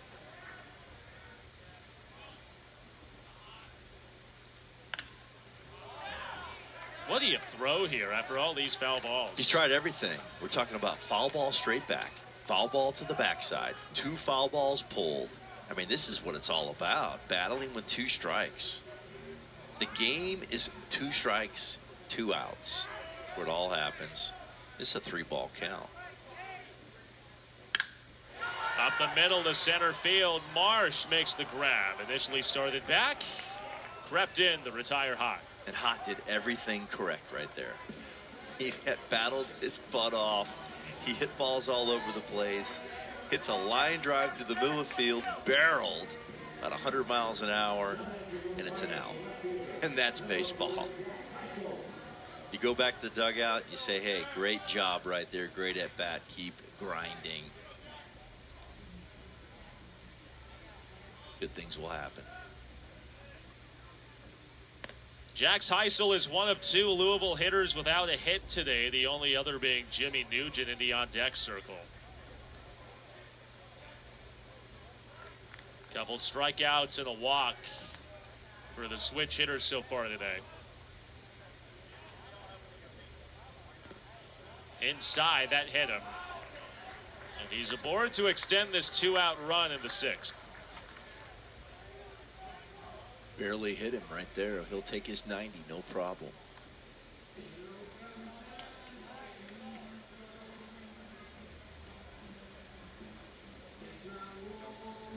Second visit today for Stanford pitching coach Thomas Eager making his way out to the mound. Stanford does have a lefty warming up in the pen.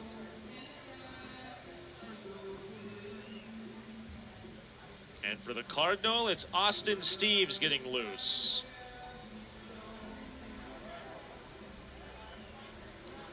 Join us on Monday. The Huddle crew will break down the ACC prospects that will or could hear their name called during the 3-day NFL draft 2 weeks from now. Coverage of the 1-hour special begins Monday at 5 Eastern, 2 Pacific, right here on the ACC Network and the ESPN app.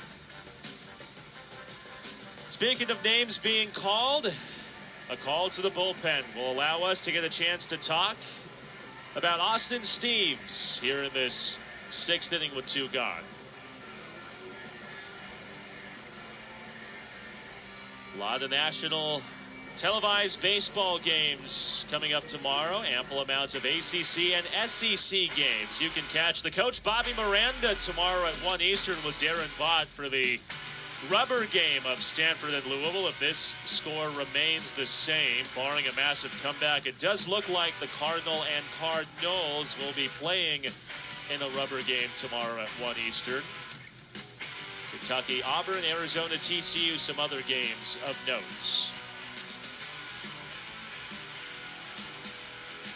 And it gives us an opportunity to talk about Austin Steves, a sophomore from Petaluma, California.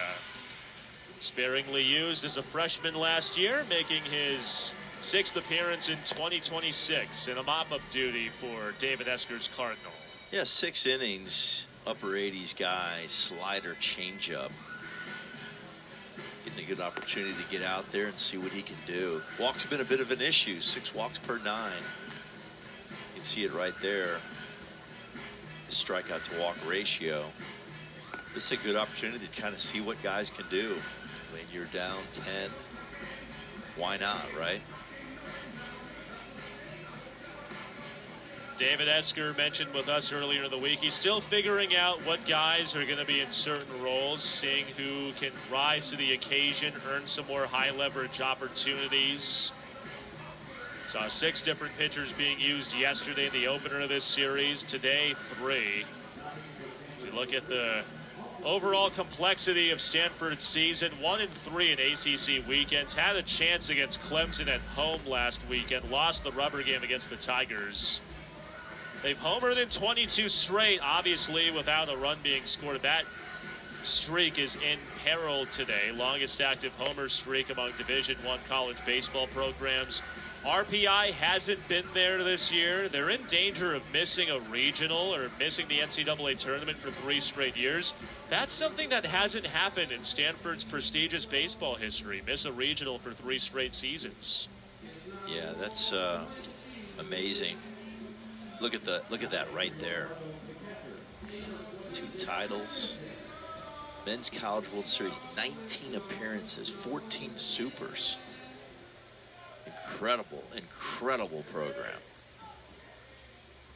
And that's also coming off the back of 3 straight trips to Omaha, missing back-to-back postseasons altogether.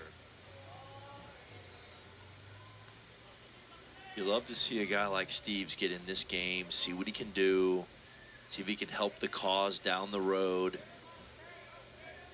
A limited action so far this season. Getting a great opportunity. Jimmy Nugent punches it foul wide of right field.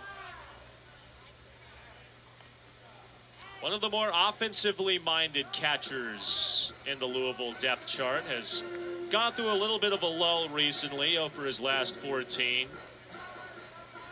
You know, Coach, I'm just curious to pick your mind. We mentioned Von Lackey at Georgia Tech, the numbers that he's put up, the numbers that Nugent has been capable of putting up at the plate.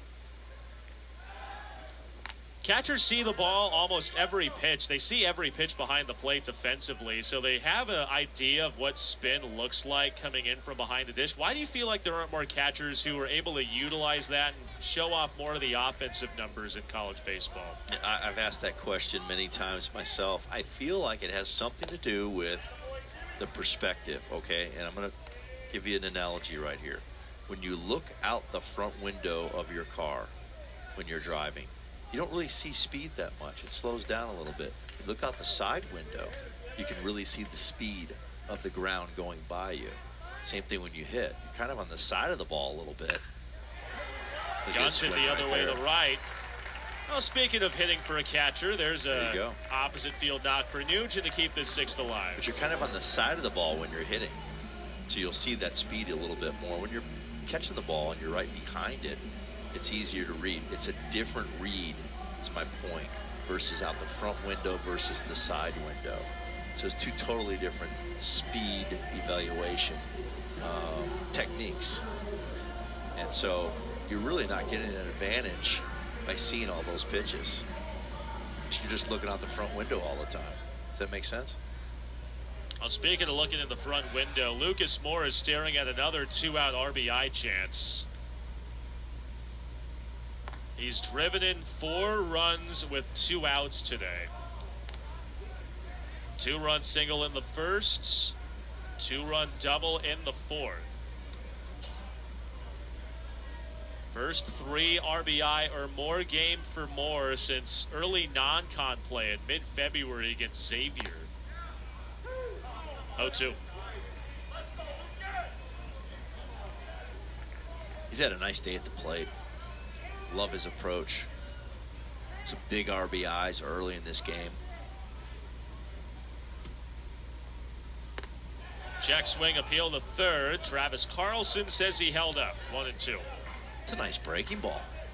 Steve's showing some quality stuff right here.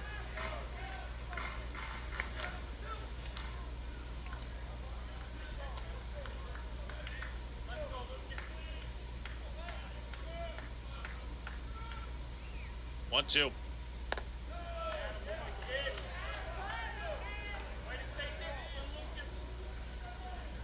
It's 87, but it's kind of getting out.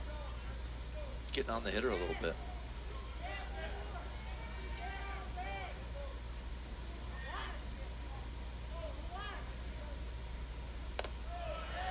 Whoa. I think he threw the wrong pitch right there, potentially. Not sure how with pitch comp.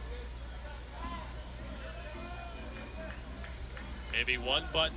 Had a little funk to it. Yep. Had a little funk to it.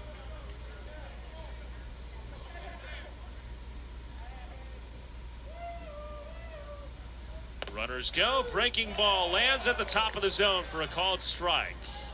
Moore is sat down. Austin Steves leaves 2 on. Stanford is down to its possible final 3 outs. On to the top of the 7th.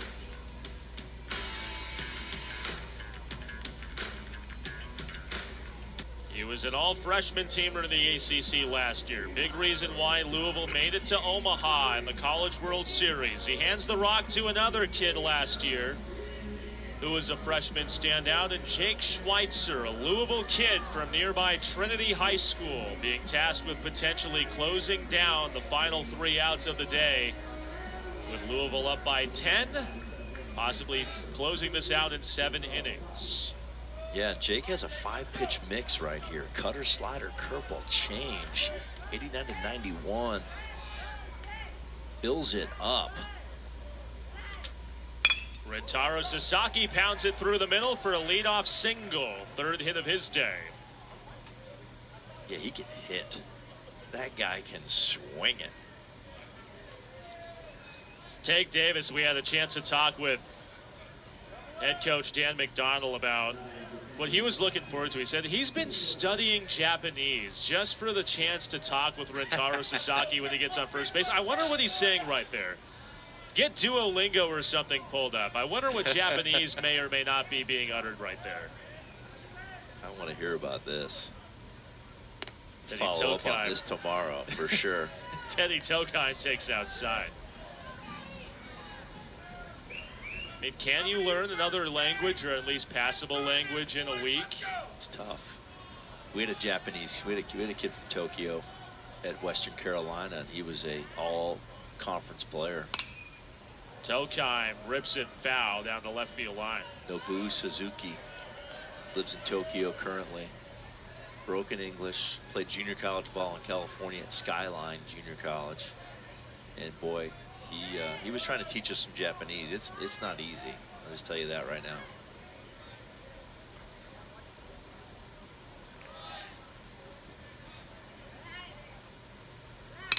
Tokheim rips it to center field. That drops in front of Moore. Couple quick singles to start this 7th inning for the Stanford lineup. First time they've had back-to-back singles to start an inning today. So 2 good swings right there through the middle of the field on fastballs. Tokheim extends his hit streak to 14 straight. And it gives Eric Gian another chance with runners in scoring position. Flew out in the 5th with a runner in scoring position, and flew out in the 3rd with a runner at third base. Stanford trying to extend this game. Remember, we have the 10-run rule. And that hits Gian on his back. So 3 straight batters reach base. Stanford looking good right now to extend this baseball game with bases loaded, nobody out. Dan McDonnell has talked about that too with Schweitzer. Maybe a bit of that sophomore slump from a pitching standpoint. We talked about with Tatum Marsh at the plate from a hitting standpoint, but from a pitching side, hasn't had that same stuff that made him one of the top options out of the pen last year. Has also kind of been a microcosm of what Louisville's pitching complexion has looked like this year. Bottom 3 in ERA, whip and hits per 9, 10th in strikeouts per 9 entering the weekend. And those free passes have been a big issue this year.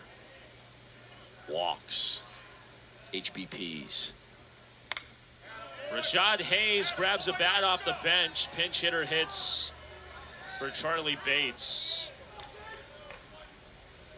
Kid from Oakland, the guy that David Esker's very high on, a part of this freshman class that could pay dividends between the next year or two.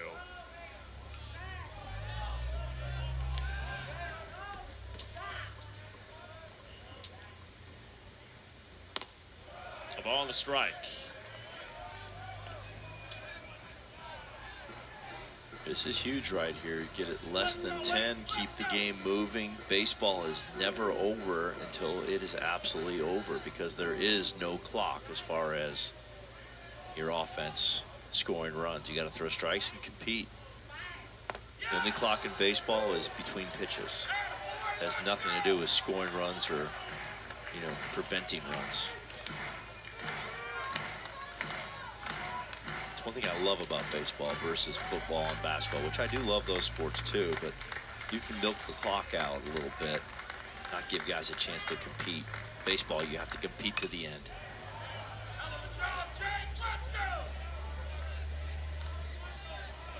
Our top 100 ranked prospects coming into college baseball this year. 88th ranked freshman in college baseball this year, Rashad Hayes.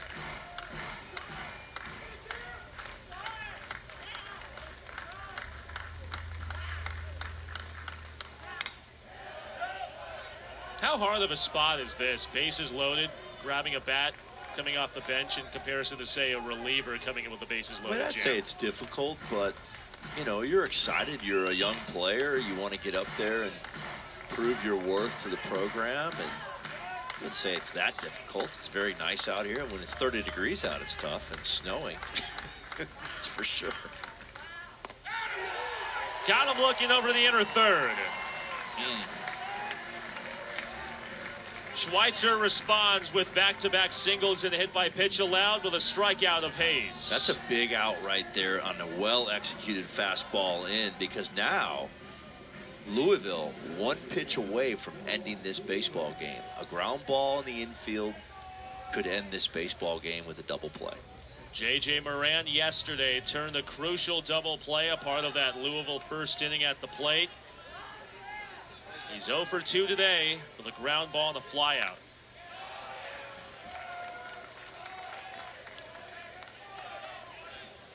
With the train moving along beyond the outfield fences, can Moran keep it moving along the tracks here in the 7th?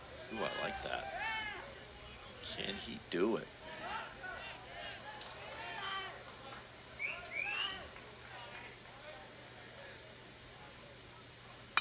Moran up the middle to second. Elam flips to the bag for one. Throw to first. Louisville takes the second game in 7 innings.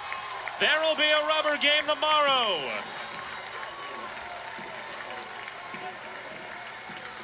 Like we said, that strikeout was huge because you're one pitch away from a ground ball in the infield. Ball's hit hard, a one-hop line drive right at an infielder, double play, and this game is over. Huge double play for the Cardinal to finish this one. Watch it right here. Most double plays are hit hard because then it allows you to have time to get 2 outs on the bases. If they're hit soft, probably going to be safe at first. This ball is smoked, and it's a 4-6-3 double play for Louisville and a win. Can't have a more complete flip of the script from yesterday. Louisville was spanked by a 10-run loss. They win by 10 today. Rubber game tomorrow at 1 Eastern. First 10-run win for Louisville in ACC play this year. For the coach, Bobby Miranda, and our entire ESPN crew, I'm Casey Roll saying so long from Jim Patterson Stadium in Louisville. The Cardinals blank the Cardinal of Stanford by a 10-0 final. Ethan Eberle, a big reason why, as he sets up a rubber game tomorrow afternoon between these two to close the first ever series between the two programs.